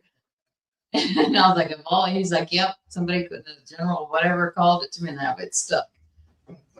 But the two of them went back and forth in a language I could not follow at all. And he kept looking at me like I understood. And I'm like, I'm sorry, sir, I don't know what you're talking about. Then he would mention somebody. I said, I guarantee you their name is X, whatever. And And he's he's like, like, how do you know that person? you go, how really do you know that? I'm like, I won't deny it, but I'm not going to acknowledge it because of certain things that happen. talking about Germany, talking about Europe, talking about all over the world. This man has gone all over the world, and so has he. And they know the same places. They know the same length. They're talking the same. They know it was And we started naming the same streets. you. I don't care who you are watching. If you don't like him, switch it off, go somewhere else, because there's no denying for what I would give both my arms if anything he has ever said is false. If I ever told y'all something that I thought to be false, I will eat crow. I did it on a show before I left. There was a show that me and her come across that looked legit, fooled me. The skull That's thing. Mhm. I was excited. I told all y'all about it. Then, like a week later, we found out it was staged, it was fake. I come on here and told y'all and apologized. I'm sorry I put y'all on the fake stuff, and I was pissed. I cannot stand fucking hoaxers. A hoaxer will take 10 years worth of research and totally wipe it out. For what? You want to make fun of us because we believe in a creature you don't believe in? Do you understand how many creatures are found every year that we didn't know existed? Or better yet, I love this. When scientists say it can't exist, it can't. Then they find one. Then they want to blame, it's the Lazarus effect. Wait a minute. How did it reappear if it was all extinct? That makes no sense. You're coming up with crap now, as she calls it, Baltanese, to make sense out of something to cover your own butt. Because think about it. It takes two things, a male and a female. I don't give a crap what you think. A male and a female to bump uglies to make a little one to bring the species back. I'm sorry, that's the way it works. The only other way is God says, I shall create. Does he have to say, Well, no, I just put that in there. You know, he got. I can't do the lightning and the thunder and the. Yeah, that's just like if he thinks it's your time, you're dead. What is this? It says, hello, you're both absolutely amazing people with good hearts. I am thankful to have met you tonight. Thank you for sharing your story. Trolls suck and need to kick rocks. Yeah, and see, that's the other thing. I have a lot of stuff planned. like I said, this is my therapy. She helped me with this. Do y'all realize in the last, I don't know, 4 months, no, 3 months. I'm gonna say 3 months. I don't think it's been that long. I gave away all of my stuff. Larry, if he's still in here, he can tell you. I had no desire to do YouTube ever again. They kept on and wanted me to do it. Other people, I'm talking about people y'all know and listen to. I'm not going to say their name because I don't want to cause them any problems. Wanted me to come back. So she told me, it was one night, she goes, you know what? If that's what you want to do, you do it. So I had to start back over from scratch. You want a price list? What you got to do? I can name them off. You can go look at them. I can show them. One's right here. Go price a MacBook, a MacBook Pro M5. That's where we started with 16 gigs around 1 terabyte. Then sitting right here is a Lenovo Yoga 9 with an Intel Core Ultra 7 processor, 32 gigs of RAM with a dedicated ARC graphic card. That's sitting right here. That's actual 2-in-1 with a 2.8 OLED screen. There is a Samsung Curve 27-inch monitor here. You see this? This is a Rode mic, hold on. Rode NT1 mic. That ain't counting the camera that we just got. Larry helped me with that. That's $100. It's expensive to do YouTube. Sitting in the closet right over there is the GoPro 13 Hero Creators Edition. Go price one of those. It's pricey to do this. The JBL wireless mic system I got to go with the GoPro. Hell, go price one of these bastards. iPhone 17 Pro Max. So why did we spend all this money? I guess for me to have fun. Are we having fun? I'm having a fucking blast. You're so silly. But like I said, I did that because this is what I enjoy to do. This is what I enjoy to do. It's not about, it is, but it's not about the money. I got this stuff because I'm able to do the art that you see now because I'm not a fucking artist. Yes, I use AI, but I buy the programs. I didn't count all the programs that I bought to do it with that I own the license. By the way, I have another channel, Hooked Down and Dirty, that I'm doing hunting stuff. I haven't done a whole lot of stuff. Y'all are going to get to see that.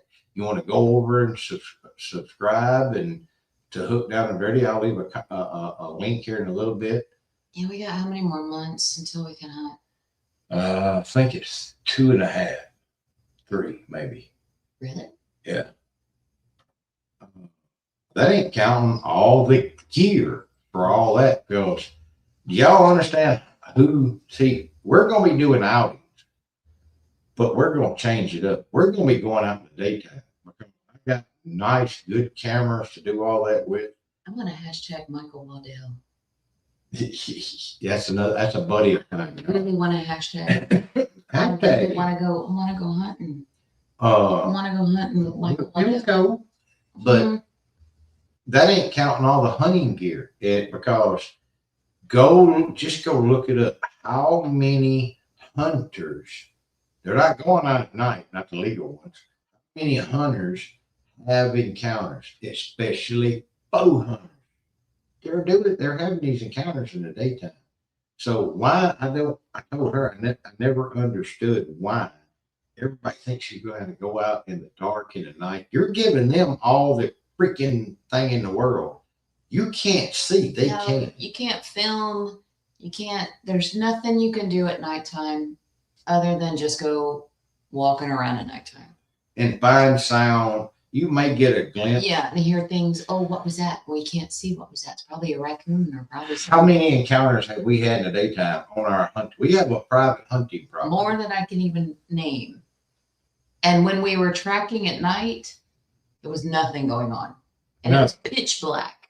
They could have been standing 10 feet from us. Yeah, they could have been 2 feet away from me because I couldn't see a damn thing, No. and nothing happened. And we actually went and I had to go back to the truck to get More lights. more And lights. it was me and Then we Jordan. ordered more lights because in case that happened again, we needed brighter lights to be able to track because it's very hard to track. Mhm. Now I think we're tracking, so I got freaking huge light blind. I think it's 30,000 candle. Oh no, we had flashlights, we had headlamps, we had everything, and we're traipsing around the woods for what, 3 hours, and nothing happened. No, No, but during the day, lots of stuff. But just a couple of months before that, we're out there. This is the crazy thing.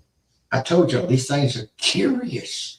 You want to find them, just go out and act natural. Do the natural stuff you normally Man, you want to find them, kill a deer, and start just do. cleaning it out there. Start cleaning it out If there. there's one around, you'll find out. But I'm telling you, do not run.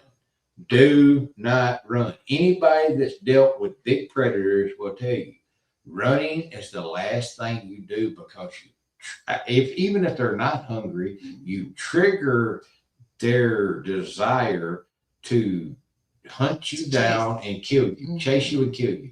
They ain't chasing you to catch you to tickle you. Yeah. So Dang, my cat will be laying there on the dining room table where he's not supposed to be, and he'll be sitting there all hunched up, and he'll be looking at you, and his eyes are his pupils are regular, right? They're kind of smallish, but if you take off running, make a sudden move, they turn huge.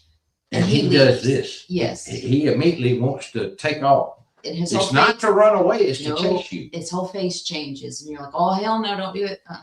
Yeah, So, like I said, that's that's just a predator it's instinct. natural. But a couple of months, what I was getting to before this happened, a couple of months, it might not have been that long. I'm just going to say a couple of months. We were out with the landowner, one of his good friends that wound up becoming one of my good friends, me and Kat. We have an assortment of rifles. We have an assortment of handguns. And You talk about when we're shooting. yeah, when we're out shooting I built a target range, a real target range. Y'all are going to get to see. And we had probably fired, I'm going to say on the low side, 200 rounds. Because we're firing AR, short barreled ARs, we're firing short barreled AK-47s, we're firing her 350 Legend that has North 308.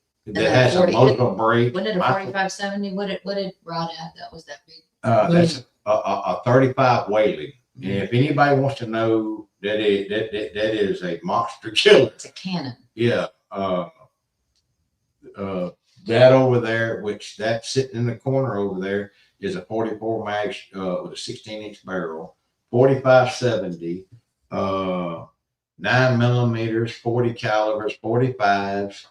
We're shooting all this stuff out there. She looks over about 50 yards, kind of in an angle like this, and she's the way she's acting is a little bit weird to me.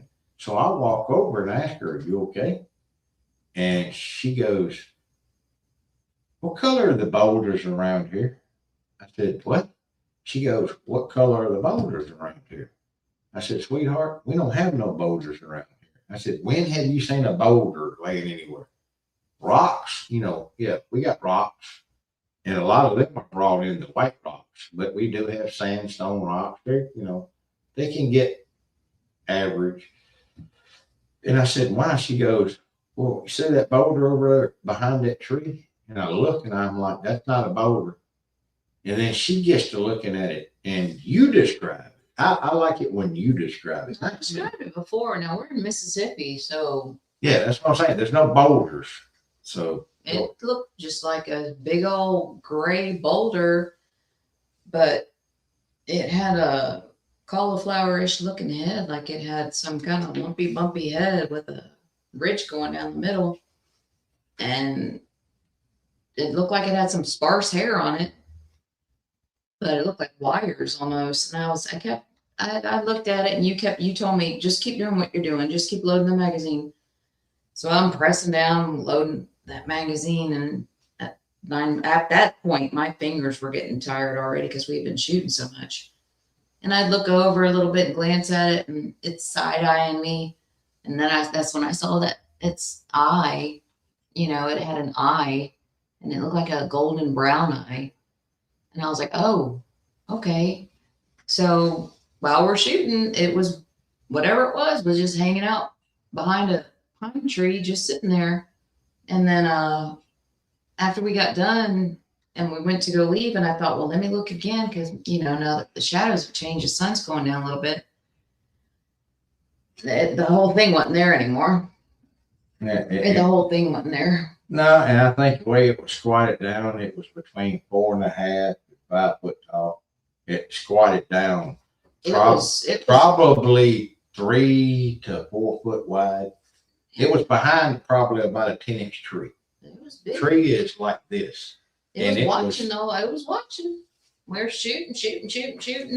I think what got its attention, what got its attention the most is I hung still targets. She had never got to shoot still targets. And I think the ringing of that still target, it was something different that they had never heard.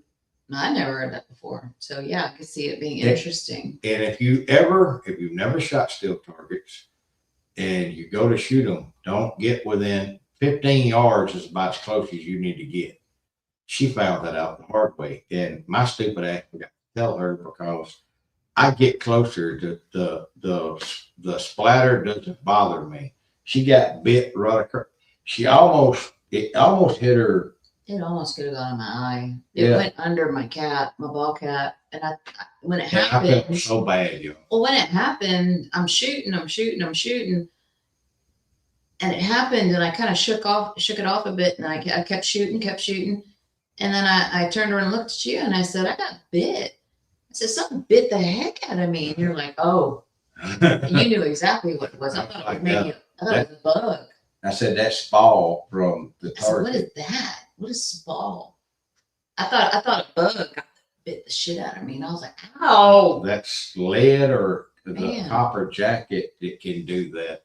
Yeah, that hurt.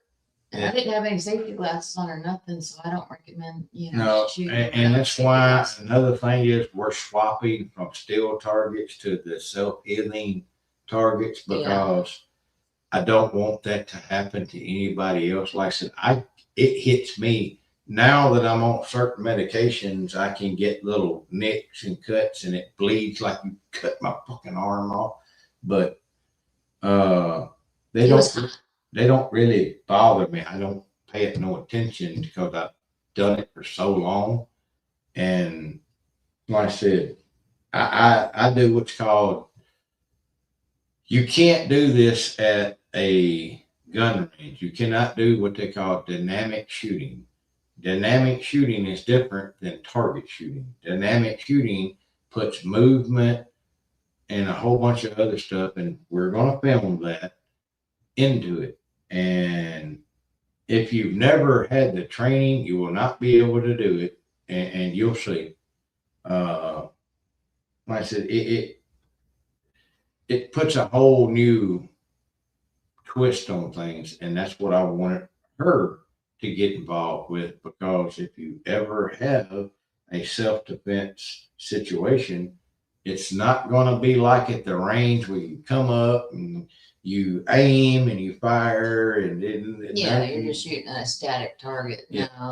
Whoever this is coming after you, whatever's going to be moving, dodging, coming at you with their arms out real fast, it's going to be shocking. It's going to be this, that, and the other. You ain't going to be standing still shooting. The person that freezes, stands still, usually catches, they get lead injected into their diet. I call it an automatic hole puncher. But we'll get into that on the other. I dropped the link to the Hook Down and Dirty, and like I said, if you like fishing and stuff, I haven't got to do a lot of that lately. I've kind of neglected that channel, getting this back up and going because, like, I shoot for Matthews. There's a hell. Let me get it real quick. Can we talk about guns on this channel? Yeah, I can talk about whatever the hell I want. I mean, What are they going to do? I'm going to talk about something else too. Let me go ahead and get this out of the way. I was hoping to get the Patreon channel up and out that I keep talking about. And last week, after she read that, I finished the story. She read the story. To me, it was my duty to. I wanted to show off her hard work and what she had done. I stayed up 27 hours straight putting the song together to put out with that, getting the cover art, which is as simple as it is. It still took a while. Then putting the video together, and I had other video from my GoPro, but the card that I had it on corrupted somehow. I don't know. And so I wound up I did it twice and it would not go through with the corrupted data. So then I had to turn around and redo that again. So that's why it just has the static pictures. I had a video all for it. And then to upload it to YouTube. This damn app, this MacBook over here, renders a 45-minute video in like 15 fucking minutes. This something under here is bad. That's why I got it, because anybody that does any kind of video or artwork or photographs will tell you, go with a MacBook. That's the way they're designed. You can't beat them.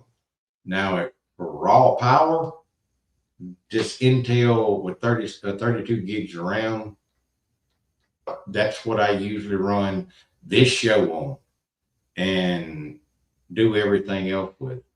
But she wants to get in the video, and I want her to help me, because usually she does that and stuff like that, and I do all the other. We're a two-man operation, or woman and man operation, whatever you want to call it. But like I said, doing all that, I felt like it was my responsibility to show y'all, after she sat here all last weekend and read that. And she read it like 3 times till she got it to the point she liked it. And that's what matters to me. So I spent 27 hours just doing that. I was wore out, and I can't go like I used to. And then I still have some knee problems and stuff like that. But for 2 days, I didn't do shit because I just didn't have the energy. Well, we'll get the Patreon done sooner or later. I want to get that, because that's what I'm going to fall back on in case they take this channel or whatever. The reason I asked you about that, because like today, just being where I was, getting my hair done, this little girl doing my hair, all the people who worked with her left. And it was just her and I in the salon. Now, we're close to, this is by Memphis. It's y'all. close to Memphis. Now, understand, Memphis is the murder capital right now of the world. Look it up. Not the country. Well, country. World, the country. But anyway. I said the country. So I asked her, I said, did they just leave you all alone in here? And she says, oh yeah. She says, but I do have another client after you. Now, know this, I always have something on me. But I said, all right. I said, do you have a weapon? Do you have a gun? And she said, no. She says, the owner has a gun. I said, but the owner just left. She says, yeah. And I said, I'm going to tell you something right now. Don't ever depend on anyone to take care of you. You protect yourself. I said, the cops aren't here to protect you either. I said, there's no time. I said, and her having a gun isn't what you need. I said, you need one. And she's like 22 years old. And she says, yeah, my dad talked to me about it. He was going to get me one. She says, I shot one for the first time about a month ago. And I said, you need to get one, especially if you're here by yourself in this business. You absolutely need to have one. You need to have it on you. There's no reason for any woman to be anywhere without a weapon. we had a friend in the family whose daughter was abducted and her car was stolen. Thank God she wasn't hurt. They pushed her into the car. Now That wasn't here. That was somewhere else in a different state. But now still, if it don't he's in matter. here, he can say something. I don't know if he's in here anymore. But his daughter was at a pool. A swimming pool. Now this is a nice looking young blonde headed girl in a bikini bathing suit. They got shoved in the car. Her car, and they stole her car and then went and carried her and dumped her off on the road. Luckily, they didn't try to do anything else or nothing else. Mm-hmm. And for the ones that did that, there's a special place in hell for you. They're not listening to you, baby. Oh, I know they're not listening because pieces of shit like that wouldn't want to anyway. But anyway, the point is for me to be telling you as an audience, as women especially, get a gun. Go get some training, go to the range, get comfortable with it, learn to carry it. Whether you carry it, I would always say carry it on your body, not in your purse. I would say always carry it on your body. Just get comfortable. Dry, what do you call it? Dry fire. Dry firing, drawing, with it unloaded. Practice with it. You would be so surprised at the person you turn into and how much more confident you become and how much more of a protector for your family you can become. You don't need a man. You don't need anyone. It's all about you. And I was the protector at that salon the whole time I was there. I want you to understand. And that's because of what I've learned from him. Understand this. Just because you have a gun don't mean every situation deserves a gun. I didn't have the gun on me in the salon. I had my knife. I don't need a gun. If a man comes in, if two men come in, I don't need the gun. I got the knife. Now I'm going to be doing a whole lot of talking to make sure they can get the hell out. And this little girl is going to be okay, who's with me, But that's what I want to press against y'all. Yeah. A gun, if you carry a gun, that's a large responsibility. Yes. If you brandish it in the wrong way or you act like you are, you can get yourself in trouble. Just remember, just because you have a gun don't make you Billy Badass. No. And don't try to act like a badass if you wouldn't act like a badass without the gun. The gun is a tool. But that's why I recommend training. She's seen me get into things. I don't go for a gun the first thing. No, your first choice is to tie them up in knots and disassemble them, or a knife. What did my best friend call it? The art of folding clothes with people in them. It's nasty, but it's true, man. I was going to go around here and get my bow that Matthews graciously had me shooting. I have a Matthews Arc 34, and I absolutely, you gonna grab it? Yeah. I haven't gave it a name yet, y'all. But that's the other thing. I name just about everything. I can call out a name of a weapon to anybody in my house who knows me. They know exactly what weapon I'm talking about because everything has a name. This is my Arc 34. I absolutely. You're gonna hit the mic. Yeah, I absolutely. This was sent to me and rigged out. Then the camera's over here. Give me that thing. Hold on. There we go. And then the arrows I'm shooting are. I'll get into the arrow company because me and this guy right here, he makes bows too. But the guy that makes these arrow companies, he was going to, he turned down, I think it was a 4,000 bow order in New York because the guy called him and told him, he said, hey, can we get, he puts a Bible verse on every one of his arrows, his bows, all that stuff. can't see right now up close. Can read the name off of that up close? I can't see it. Rampage. Yeah, they're Rampage arrows. Black Eagle arrows. Black they're Black Eagle arrows. The same man that makes Black Eagle arrows. Actually, I don't want to say a bow because I'm holding my sponsor's bow, the Matthew. Like I said, this I shoot a 27-inch draw length. This has got 60-pound mods on it. This bow with 60-pound mods, that arrow with 100 grain weight in it weighs 411 grains. This sucker is slinging those arrows at almost 270 feet per second. That is, ask anybody that knows about bows, that's screaming. I usually shoot 70 pounds. I don't need to. And that's with a 95% let off that I have on here because I was rebuilding myself after I had my last heart attack and everything. And like I said, I am so privileged and so thankful that they did this. And it is, y'all are going to get to see some shots with this because I'm going to go out and do some practicing and talk to y'all. But what I was getting to, the man that owns Black Eagle, just look him up. Matter of fact, he told this story on another good guy I like, MFJJ. If you want to know anything about archery, go over there. Another guy is Bo Boy.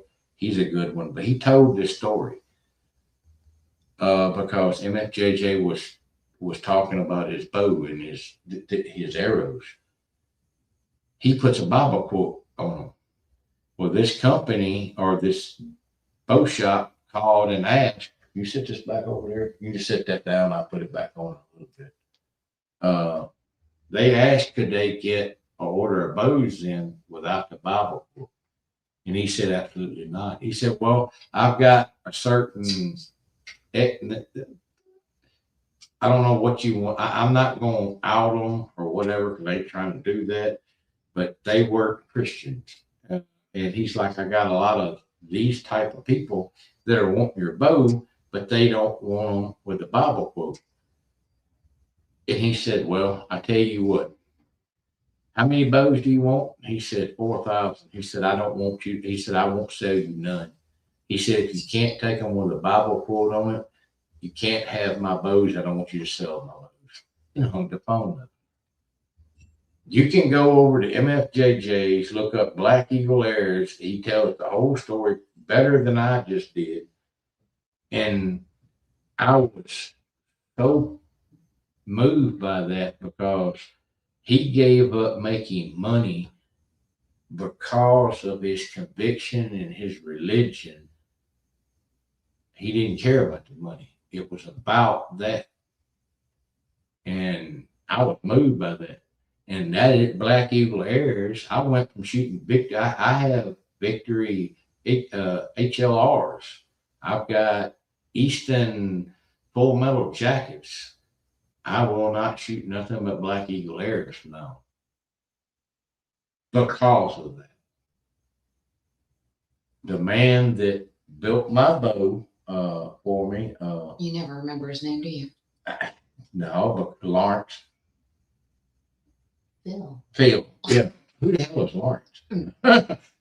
Lawrence is the one at Bass Pro in Memphis. That's it. But Phil, sorry, Phil. I know he's watching. Y'all gonna get to see his shop. If you're in the Tennessee area of Shelby National Forest, look up Shelby Archery.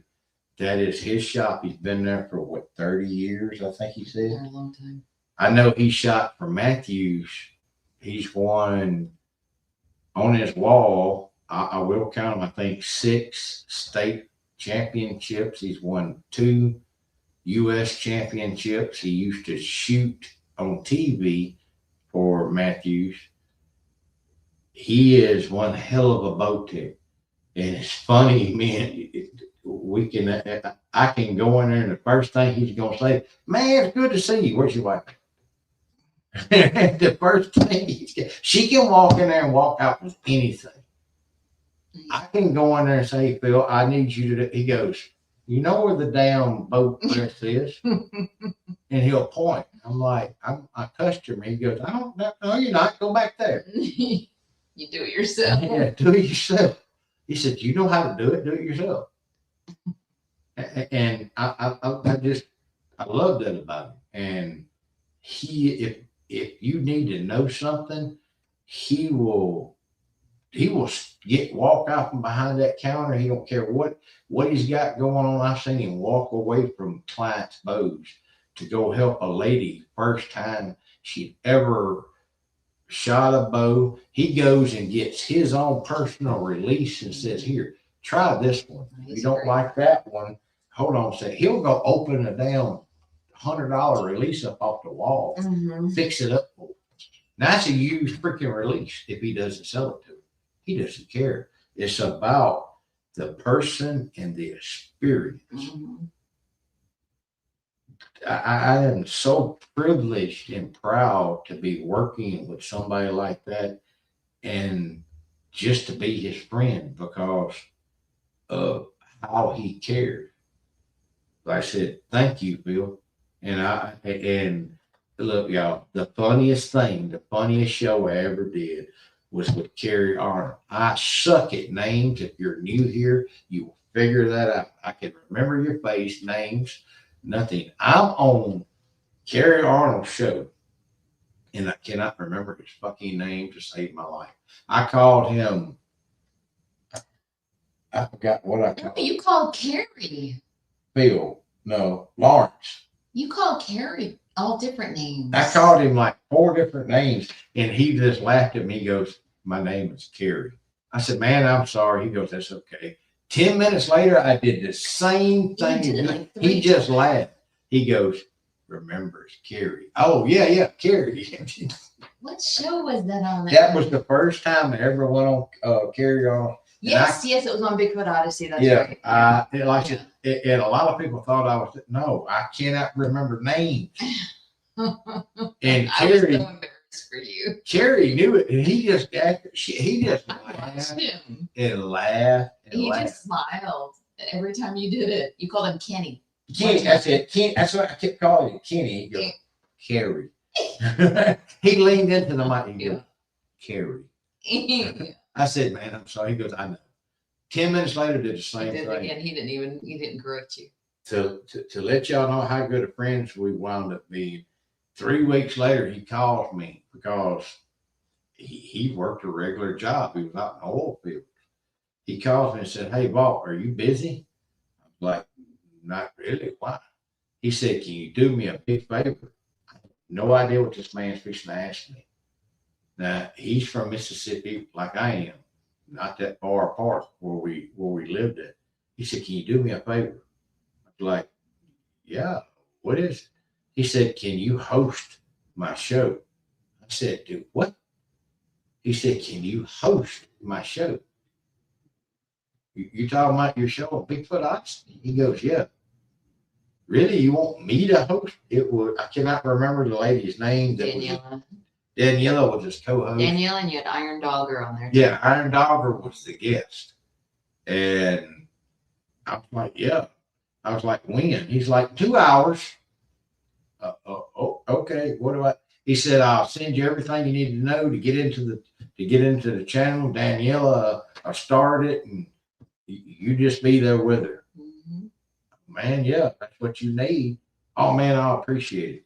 He hangs up with me, and I get an email about 30 minutes later. I had never talked to Daniela before. And we went on there, and I think it was a real good show. We had fun. And Iron Dagger was Dogger. I mean, I think my shirt. Yeah. I haven't seen her. Y'all want to know a badass damn lady? That lady and her partner was the very first one to ever win the Iditarod Alaskan race, dog race. A woman. Her and her partner, a woman partner. The very first women to ever not only win it, but finish it. And if I'm not mistaken, she's a 2-time cancer survivor. Yeah, I think so. I think so. If I'm wrong, I'm sorry. Doing well. I don't- She used to go out doing Bigfoot stuff. I don't know if she still does or not. I hope she still does. That is a badass damn woman right there. If anybody knows if she's still around, put it in chat. I haven't. Yeah, like I said, that's I've gotten to meet a lot of people in this industry. Carrie was one. Matter of fact, I tell this story, and it kind of bothers me because Carrie was headed from Texas to Mississippi to pick up his stuff. I'm not going to say where at Mississippi because I don't think he ever put it out. But then he was headed. Him and his wife were headed down to Florida to pick up his co-host at the time, or his partner. I know. I know who. Me and him afterwards didn't like each other, but nothing against the dude. But he was fixing to do another 100 and 190 days, 160 days. no, it was 168 hours, 130. I don't remember. He was when fixing to do another documentary. another documentary. Anyway, but he was coming by when he got down there. We were supposed to meet up with him because we had been going into one of the research areas and we were going to be on the documentary with him. And, or just wanted it wasn't just me, it was several people, but we had personally got invited by Carrie. Anyway, she had asked me a question. I was like, I don't know. I know he's leaving. He left this morning. I don't know when he's actually supposed to be here. Well, I texted him. I'm talking about texting him. Hey, what time do you think we'll be here? You can come by the house and either grab breakfast or supper. I said, we can work out the details of what we're going to do. Sent the text. What, a minute went by, 2 minutes went by. Maybe. All of a sudden my phone rings and I'm like, he must be on the road. He's not busy. And it was another friend of ours, Barry Brown, another good guy that was good friend with Carrie. He was at the first documentary Carrie done, caught some amazing stuff. He said, Vault, he goes, man, I hate to tell you this, we lost Carrie. I said, what the fuck do you mean you lost Carrie? He's on it. We both jumped up. Yeah, I said, what the hell do you mean you lost Carrie? He's on his way back from Texas. How the hell? What do you mean? Took a wrong turn? He goes, no, man. He was in a serious car crash, and it was just hours before that, I think, or that morning. But he was in a serious car wreck, and he died at the scene. I've lost a lot of friends over the years, and I'm used to loss. But our community lost such a great person when that happened. I looked at Cat and I told Cat started crying. I said, the community would never be the same. Never has been. Never has been. No. And that man was more than just about Bigfoot. He used to, if you wasn't used to being here, I was a fireball. I had hot temper and it didn't take much to set it off. He would call me after he'd watched me on the show and said, Vault, why are you letting them get to you so much? I said, what do you mean? He said, the rhino does not sweat the pissant. He said, why are you letting these people get to you? I said, man, I don't know. I've always been the kind of person, if you come at me, you better be ready because I don't move, I don't run. And you better be ready for a fight because I no surrender, no quit, no backup, forward, always forward, only forward. He says, I know, he said, but it's not worth it. He said, they keep you from doing what you need to be doing. So he was a mentor to me. He didn't have to be. He probably mentored other people, but he didn't have to put that time into a hot-headed person. And I can't tell him thank you now. He knew it, and I will tell him thank you. The camera that he filmed his first 168. Yeah, 168 days, if I ain't mistaken. If you know it, put it It's in just the chat. 168 hours. No, I think it's hours or whatever. I can't remember off the top of my head, and I'm sorry. But the camera he shot that with, he called me one day and said, "Hey man, I need your address." I'm like, "Okay." He didn't tell me why. He just asked me for my address, and then he said, "All right, I'll holler at you later. I got a rig. I got to go." Okay, he hung the phone up. About a week later, a package showed up from Kerry Arnold. Had his address, his home address on it. I knew where he lived, and addressed to me. Well, I get it, and I opened it up, and somewhere around here, I still have the letter. I got it put up. There was a whole bunch of brown paper stuff in the box, and there was a letter on top. And I shared a little bit of that letter before, but I'm not going to do that again. That was between me and him. But in there was the camera. I'm talking about an expensive camera, a nice camera that he had filmed that first time. He filmed a lot of his documentaries with because he'd got a new one. And what was funny, I'll tell you this, at the very end of that, it said, "I sent you the camera. You're going to have to get your own mic." He said, "Because the mic that I was using with it makes my voice sound so good, I couldn't give it up." That's the one he did all his shows with. It was a Rode long shotgun mic. And it said at the bottom, "P.S." I think it was P.S., but I believe it was. I hadn't read it so long. It said, "The reason why I'm giving you this camera is because I know you can get close to these things and you will get some amazing video. Keep going and show it to the world." I called him like I'm crying now. I told him, "Man, I can't take this." He said, "Yeah, you can." I said, "Man, it cost you. I can't do that."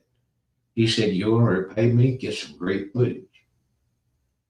I tried to get some great footage. I'm not a camera guy so much, taught myself.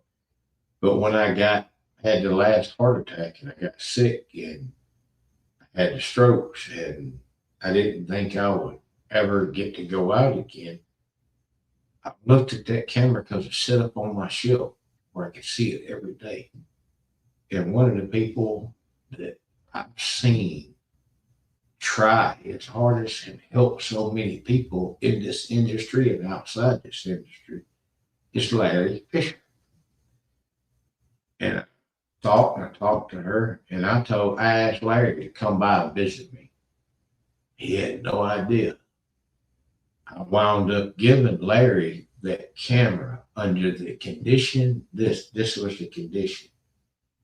Kerry gave me that camera to take on outings and get footage. I'll give you this camera if you're going to continue to go out and try to get footage. I think that's what Kerry would want. So I gave him the camera. He still got the camera. I know several people he's told me has tried to buy it from him. He said there ain't enough money in the world. But And we did use that camera. I said that before at the farm at night. And even though I like the footage because we put it down on the ground. Yeah. I told you to put that out there because if we still have it, we need to put it out there. I can't, if I do, I got to see if I can find it on one of these old hard drives. It's so awesome to hear and see, especially because I'm new at it and we were in the middle of Mississippi in the damn woods in the 3 o'clock in the morning, 2 o'clock. Oh my God. And we were fumbling with something. We were out there on what we used to have, it's called the farm. No, thank you. We were on what we called the farm, and my cousin Jeremy was there, and I think there was a couple of, there was one other, there was Cobra was there and one other person. Cobra was there. No, I think it was just me, you, Jeremy, and Cobra at that time. No, for some reason, I think that night, Bama was there. I don't know because I remember setting the camera down and sitting on the ground, and I had to. Yeah, because Cobra went through his hammock. No, it wasn't that night. I'm not talking about that night. Okay, that's another night. This was way in the beginning when we had Carrie's camera. Okay. it was in black and white. I guess because it was dark. I don't know. You know, I flipped it into night mode because, like, this camera, was, like I said, was a really nice camera, and I was learning how to use it. Yeah, and I'm telling you, it turned out like the Blair Witch Project. She loved it. Like I said, I never put it out because there was so much going on. We got my cousin cussing like a sailor. He's trying to do TikTok because he's a TikToker, and we need to put that footage out there. If I can find it, I'll put it out there. Oh, please, It is hilarious. If nothing, look, it's scary as hell. What are you talking about? It's funny. It is funny, but no. What's funny is you need to see this one and Cobra, which is my youngest son. Them two interacting in the woods. That is hilarious as shit. Because Cobra was scared the hell out of her because Cobra goes around like me in the woods with no light on. She'll be talking. She goes, and where did Cobra go? Where did Cobra go? All of a sudden you hear, I'm right behind you. That's not the worst part of it. It's like when we were in Shelby National Forest at night, and I'm new and I'm not in shape. I'm in shape now, but before I was not in shape, right? Dragging. And we're going down into this, like this and like this, into this at night, into this like holla, however you call it. It's a holla. Holla. And he sees eyes shine. And he's like, okay, everyone turn around. We got to go back. And I was like, oh my God, how am I going to go back? Now I got to go uphill, right? And Cobra's behind me. So he starts to go up first. I'm behind him. I am so out of breath. I don't even care if there's eye shine. I don't even care what's out there. I am huffing and puffing. And I'm like, Cobra, wait. And he stops and he waits. I said, wait for me. And I got my hands on my knees and I'm bent over and you're back there. And I grabbed onto his backpack and I said, please just go pull me up. To pull me out of there. Now, y'all got to understand, anybody that hasn't seen Cobra, he probably weighs 150, at that time, probably 115 pounds. Maybe. He's a little bitty, but he's a scrapper. If Lethal's in here, he will tell you. No, Lethal went to sleep. Okay, well. But, yeah, no. He will fight with his brother tooth and nail. And like I said, Lethal he's my baby gorilla. Lethal's 6 foot, probably one, weighs what? 200 something pounds. About 230. He grabs her when he hugs her. He picks her off the ground. And I have to tell him, no. What's the other one that Cobra and I did out in the woods? Man, but yeah, he had to tote me out basically. Another funny one. When we built the fire and all the coyotes, you could hear a squatch. Oh, y'all pissed me off. Yeah. Pissed me off. We're about 400 yards from the truck. I know Batman was there that night. No, that wasn't the night he was there either. This is the night you had the gun. And I took okay. Oh, this was just me and you, Jeremy. I'm sorry. We carried a couple of people out there. But anyway, you could hear a squatch. And then all of a sudden, a pack of coyotes. They started. And these things are running the coyotes towards us. So the coyotes are getting closer. And I'm sitting in this damn fold-out chair. And I looked at you, and you got your damn, I don't know what weapon it was, looking military. Cobra's back there sitting on the ground whittling. And I looked at you and I said, can we go now? And you said, no. Stay right there, sit right there. And I'm like, but they're coming closer. The truck is all we get. And Cobra says, no. He never looks up. He's steadily whittling. He's still whittling some wood. He says, no, we're fine. And I that's when I said, I'm sitting in that chair and I said, Jesus, this is how I'm going to die. Just for God, forgive me for all my sins. I'm coming home. Cobra never looks up. He says, they're trying to get you to run. They're trying to herd you. He said, just sit still and it's going to confuse them. And he never stopped whittling. Yeah, he's never stopped whittling. He's still whittling. And I'm looking around and you're standing up over there and I'm like, how can they be so calm? The coyotes came down. Circled us. They went this way and I could hear them and you could hear them outside the fire and they're still making noises. And the next thing you know, everything's silent. And I was like, I'm gonna die. Then we started picking up eye shine on the other side of a little pond. And it's probably 8 feet in the air. And I'm telling you, none of this could have been caught. I think we were filming. I think we did have cameras on, but you could catch the coyotes, but you couldn't catch, You couldn't see nothing you couldn't unless you're see shining a anything, light. and you couldn't hear the squatches because the depth of their voices, that it doesn't pick up on cameras and on audio. Some of them don't. When they get that real low, now Yeah. you can put it through a program And people would and think, you oh, can you're see faking. it, but Oh, you you're just can't faking. hear it. It's part of that, I think, infrasound. Mm-hmm.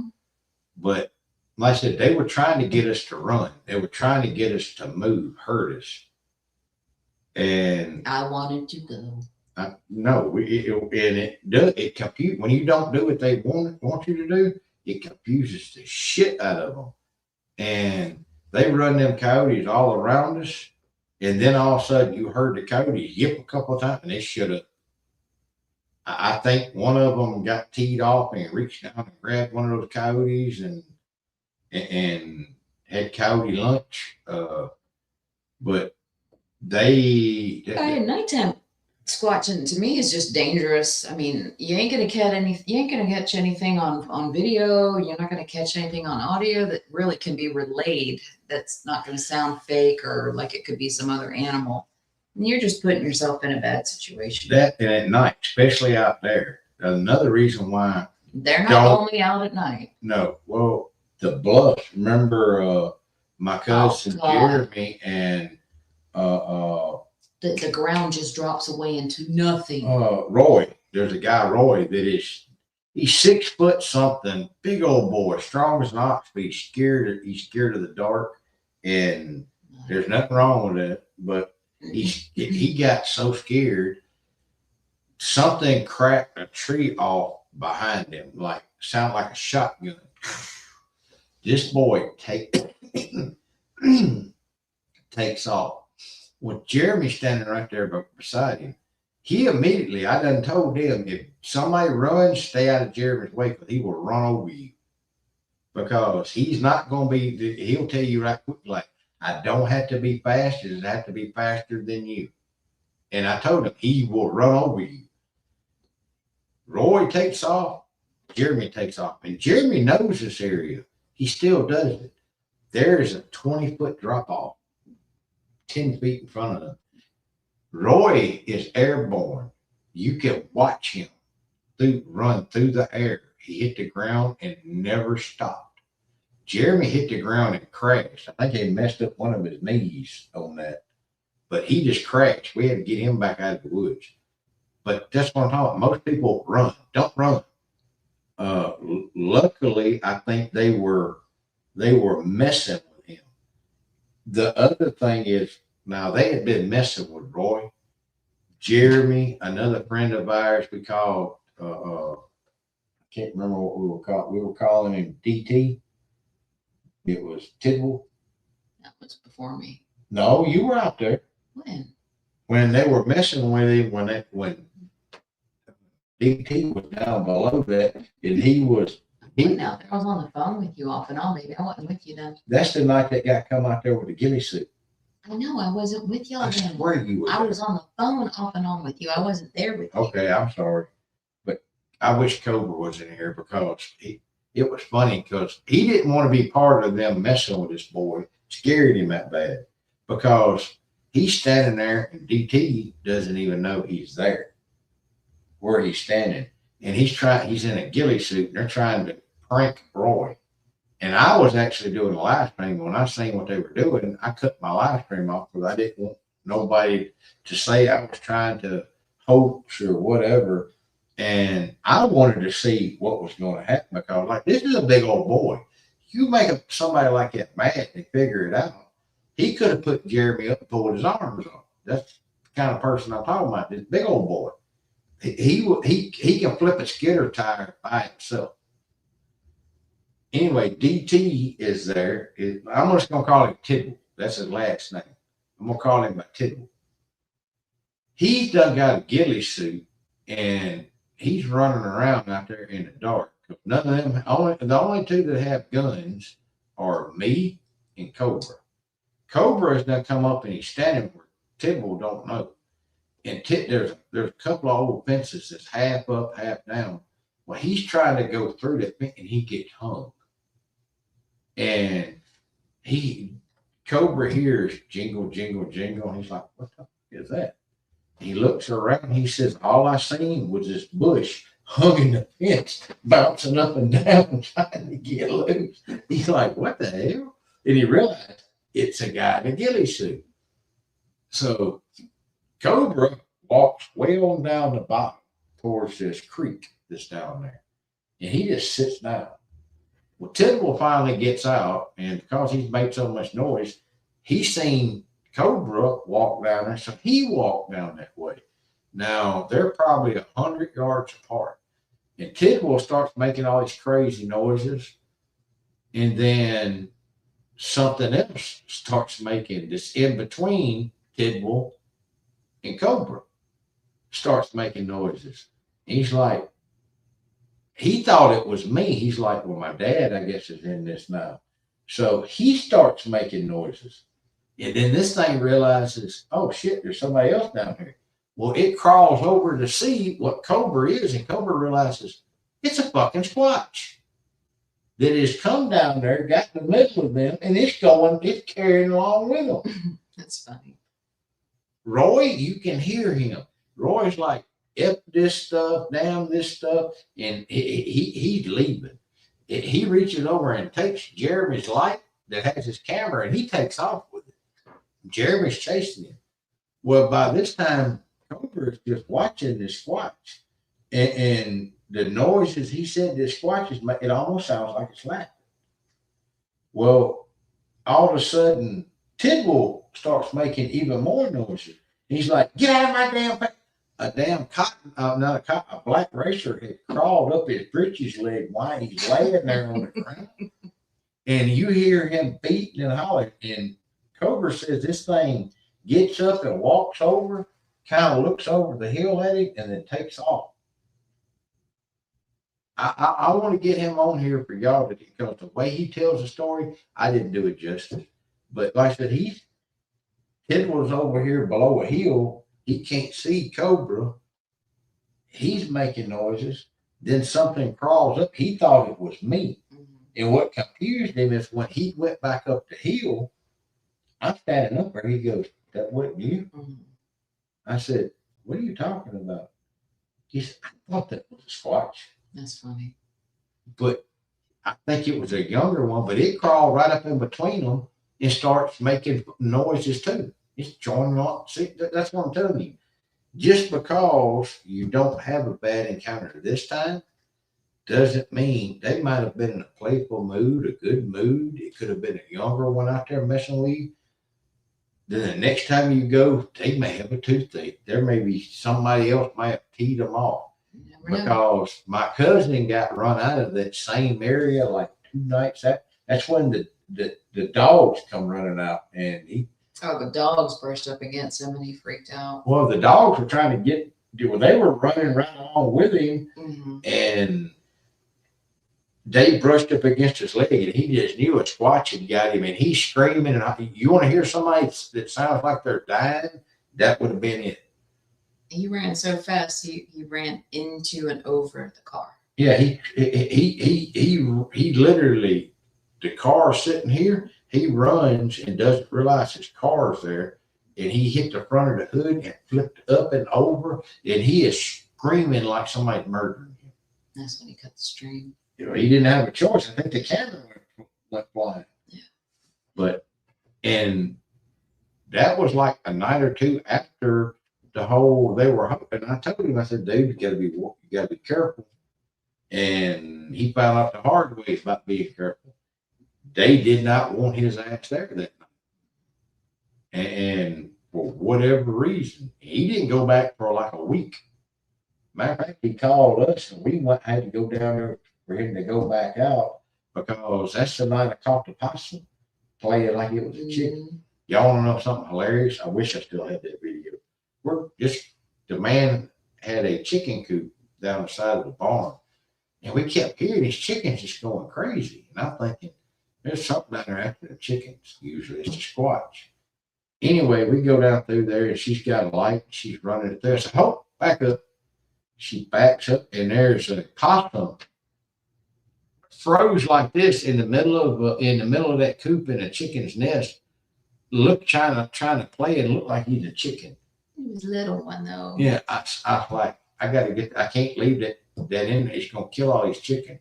So I go in there to get it. I reach and grab it. Freaked her the hell out.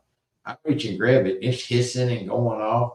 And I put it down outside the cage. And that little shit ran right back in there. So I had to go back in there and get it again. And I carried it down to the edge of the woods. And I got it held. I'm talking to her. I said, look, you do know I will shoot you, right? If you go back in there, she goes, don't you shoot that. I'm not going. I'm telling it. I'm intimidating it. I'm telling it I'm going to shoot it if it does it again.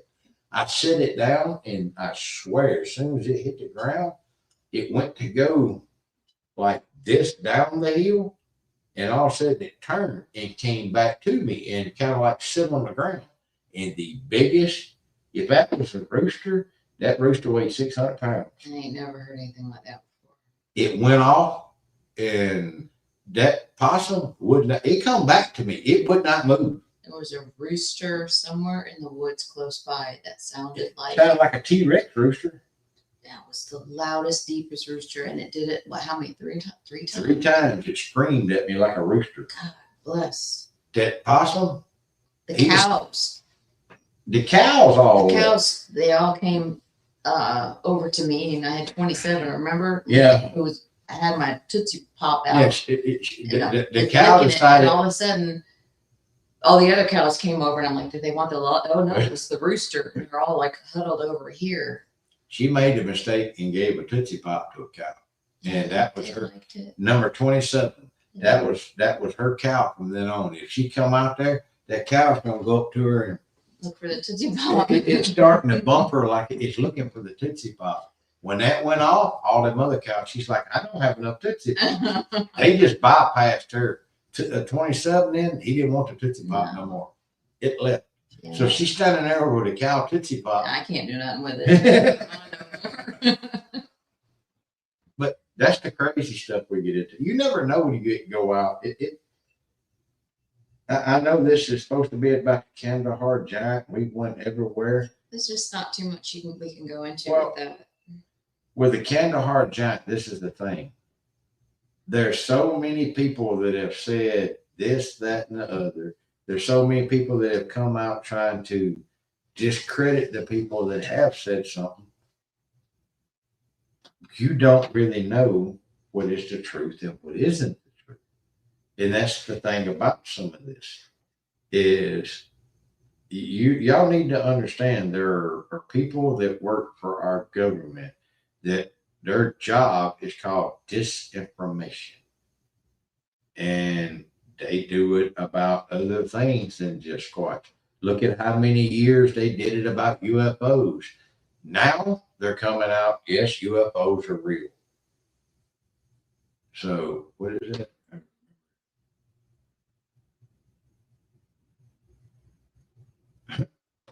See what she said? Why am I not getting updates over here? But when Trump dropped the Moab, Yeah. where was that they dropped it? Right there where the Kandahar Giant was supposedly How many bombs did he drop? he dropped one. And that's all it took, right? Yeah, he devastated. I don't know. That's the reason why. Because it wasn't on live yet. Oh, I'm sorry. Sorry. That Moab, I would rather people go look up what the Moab does, how devastating it is. When he dropped that bomb, the Moab did so much damage, they had to redo a geological map because of it, because it leveled so much and changed the landscape. So the question that you also need to ask is why did he drop it where he dropped it? He said it was because of insurgents in the area using the tunnel systems. There's a Now, lot of things that you can link together. There's a lot of information that you can stitch together.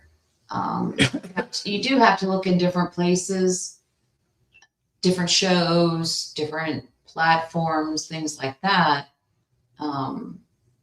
Take from it what you will, but yeah, things can be pieced together.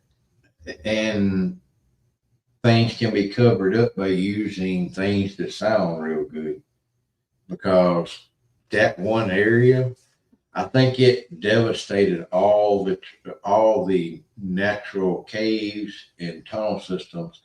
I think it was a 3 mile square area. That was below ground up to 200 feet, I believe, if I'm right.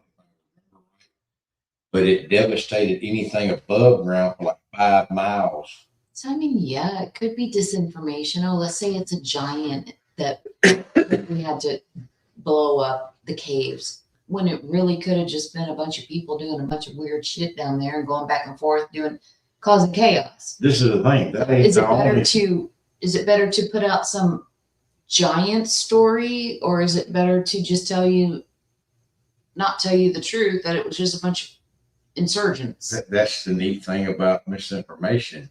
If you do it right, you can't. You don't know the difference. One sounds just as plausible as the other. Yeah. But this is the thing. If anybody that was over there that knew anything about anything, there were so many cave systems that what they were doing was going from Kandahar Valley over into Pakistan. If they got over into Pakistan, the U.S. military could not pursue them. They couldn't go into Pakistan. But there were so many cave systems, and you got to think they knew them because that's where they grew up. That's where they lived. They've been fighting over there since Jesus. Mm-hmm. About one thing or another. No, this is my land. No, this is my land. You're Israel. You're what's the you're a turd. Turd. You're Turkish, or you're Islamic, Muslim, I don't know what. yeah. Well, like I said, I can't think. I'm sorry. How far back are you going? I'm talking about during Jesus' time. You had the Israel. You had the Israelites. You had the Mennonites. You had. Mennonites, aren't they here? Those are Mennonites. I think I don't know. Like I said, I'm trying to come up with a name. Edomites. Huh? Edomites.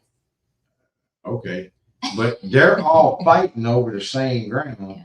Because this is their holy land. No, this is my holy land. They've been fighting for some reason or another since Jesus' time. Before Jesus. Yeah, well, I'm talking about, you can go back and read about it in the Bible and stuff. And like I said, none of them could get along, and they're still doing. Look at what's going on right now. The straight and everything that's going on. It never changes. But let's get back to the giant for a second. Let's just say it's all smoke and mirrors and there was no real giant, right? But just like there wasn't no Tic Tac video. and there's so many things that could be and could not be. You have to go with your gut. You have to go with what you feel is true and what's not true. And then, take the information. When a man has nothing to gain but a whole lot to lose, and he comes out and tells you this incredible story, and then you hear another person that wasn't nowhere around this person, that hasn't talked to this person, comes out and talks about basically the same thing. If it sounds like a duck, walks like a duck, it's probably a duck. Even though the government's telling you it's a crow. Because if they come out and said, okay, right now, y'all go look into this. They come out and said right now that squatches are real. Yes, we know they're real. There's a whole lot of stuff that's going to go into effect that is going to affect so many industries. People say, oh, no, it won't affect those industries. Yeah, the logging. Before, definitely the logging industry, definitely everything that has to do with outdoors. The camping, the hiking, everything that has to do with y'all think about it. Y'all, the people that are listening, Vacations, the Grand Canyon. Yeah. Just think about it. The people that are listening right now. Sky watching at nighttime. Yeah. Now, excuse me, I want to take a vote. If you're not used to going out, or you're not comfortable about going out and probably having an encounter on your own, you are interested in the subject, but you don't really want to have an encounter, there's nothing wrong with that.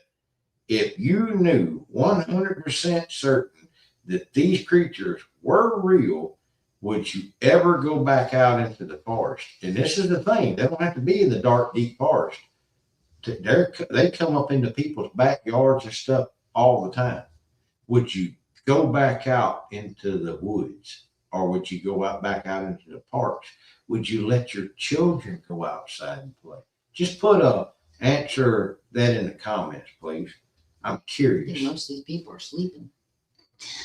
I better wake up. It ain't time to go to sleep yet. What? It's I only think that's the 12:42. awake. Y'all still got another 12 hours to go. 12 hours. Oh, what time is it? It's like almost 1 o'clock in the morning. It's still early. It's morning time. It's fixing to be morning time. It's going to be PM. Sprinkle says I would. She said, well, I'm going to say it's a girl. I don't know. Fall, fear. Okay. Well, we got one person awake. I don't understand. Can you elaborate on that, please? No. Because I speak Baltimore, but I know. She says, I know they're real. Well, and see, that's the thing. You know they're real. Yeah. And you're willing to go out where they are. But take somebody that wants to believe they're real. They would like them to be real, but they're not sure. That's what I'm talking about. They can go out if they want them to be real. I think most people who've seen them, who've had, I don't know, they're more cautious. You know what I mean? Yeah. I don't know. Some people have had good encounters. What I mean by they just seen them. They lived. And that's a good encounter. They lived. Well, they may have do what they call tree peeking at them or whatever. They haven't been chased. They haven't been roared at. Sticks thrown at them. Boulders thrown at them. Yeah, no, I get it. Like I said, sometimes you get some that are just curious and stuff. Then you get others that are not. And I believe it's because they've had nothing but bad encounters with humans every time they have them. So a human to them is like a bear to us. So that's the way I look at it. And depending on what you run across, if you keep going out, just understand you need to treat them like a bear. You know, if you keep pushing your luck, remember the bear whisperer? Remember what happened to him and his girlfriend? Did they call him the bear whisperer? I think it was. Grizzly man. The grizzly man. Yeah, he wound up. Grizzly dart, something like that. Yeah, he wound up grizzly tar. Him and his girlfriend both. Even though he had hundreds of encounters and thought that he could talk to these creatures, and yeah, they ate him and his girlfriend. Yes. While it was being audio recorded. Yeah. Thank God. That it got out for a little while, but thank God they took it down because that was not nothing to listen to. But that's what I'm trying to tell people. That's the same thing you would encounter with. I think they moved. No, they don't. They don't go in and out of portals. We showed that a while ago with Other things might go in and out. Yeah. Now there are things that do go in and out of this plane. They ain't squatches. And I put this to people's. I challenge them with this. If they could go in and out of a portal, you would never see them crossing a field. Never see them cross. What would be the point? Their hair is crazy enough without adding any extra into it. Now, I said there are things they're on this plane that I don't think are supposed to be here. They make it even mimic what some of these creatures look like. I don't chase them. I don't fool with them. This is the thing you need to look at. So, do you think they just? So do you think that they just stay here then? Like this is their habitat? Yeah. Yeah. Yeah, They've been here longer than we have, probably. there's Native Americans tales and stories that go back before white man ever got here. Y'all don't know about them, or what I call non-natives don't know about them, because natives learned the hard way and very fast. If they share something with, I'm just going to say this, the white man, it doesn't benefit them, and it hurts them.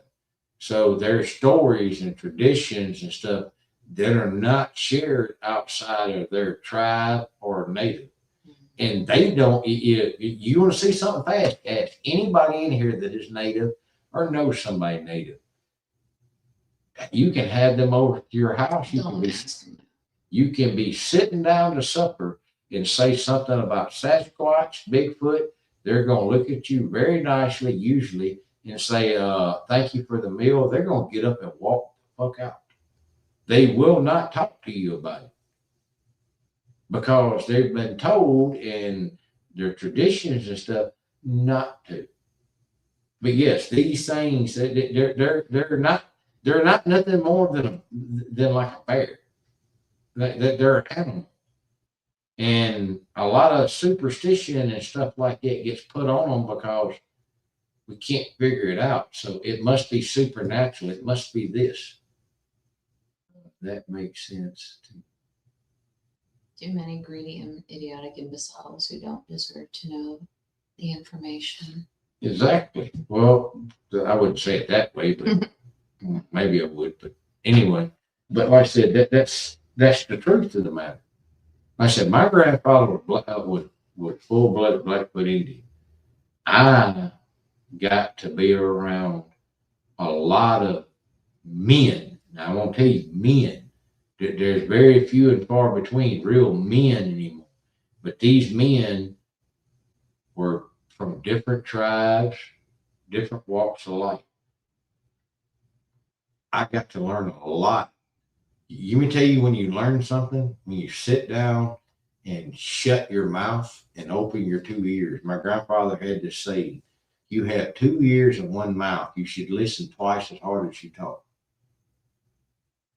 And if you don't act like a know-it-all, even if you do know something, shut up. You may learn one little thing to go along with what you already knew that changes everything. I said, I had the privilege that was one of the greatest men I ever got to know. He taught me about life, and the way he taught, I told her, it used to tee me off when I was a kid. He talked in riddles. Or that's the way, because she would ask him, well, why does this do this? And he would give this little story. And then right at the end, when you think he's fixing to get to the ending, he would just stop talking and walk away. And I'm like, oh, what's the ending? Well, wait, you got to finish. He goes, that's for you to decide. What the hell?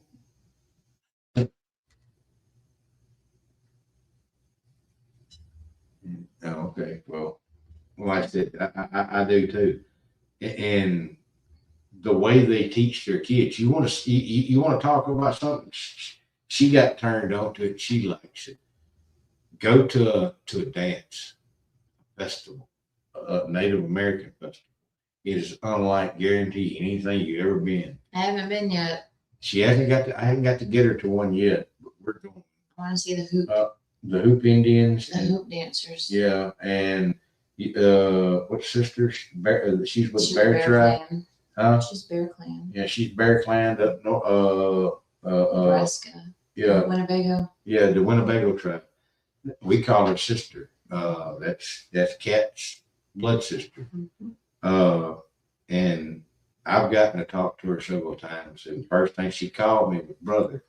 And that's what I'm talking about.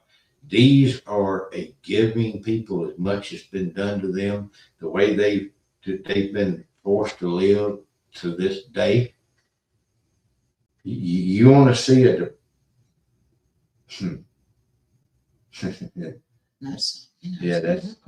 Yeah. The way they live. That's art. Yeah. On the reservations and stuff. Now don't get me wrong, and don't misunderstand me. When something happens that somebody needs that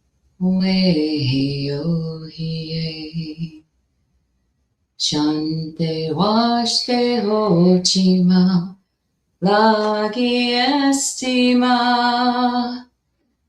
Anhe beke washte.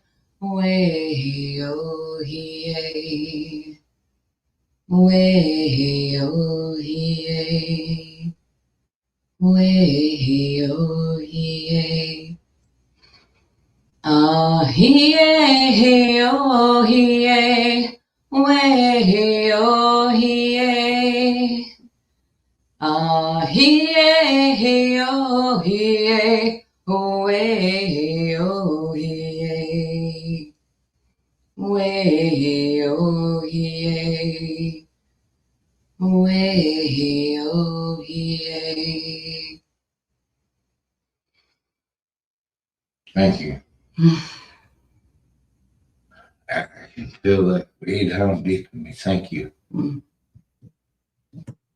That's a very powerful song to me. When I was sick in the hospital after I had my second stroke, she sang that song to me. And I tell you, it felt like somebody plugged me into a battery. Thank you, sweetheart. Sorry about the kisses on my. Love I'm you. sorry. Thank y'all for being here. Thank y'all for being part of this. I hope y'all like the direction and everything we're going. I have a lot more. I have a lot more planned. Like I said, my goal is to entertain all of y'all in some shape, form, or fashion. I know some people didn't like the fact that I put a fiction book out on here, but I'm telling you, I was proud of that. And in that fiction book, there's a lot of truth. Like I said, there's a lot of Easter eggs. But I was very proud of that. This dumb old country boy taught himself, because I flunked him, taught himself how to write, taught himself how to do all these AI things. So to me, the sky's the limit. And I got the perfect partner that backs me up all the time. Thank all y'all for being here. And we're going to end it with this. Everyone have a good day, a good night, and sweet nightmares.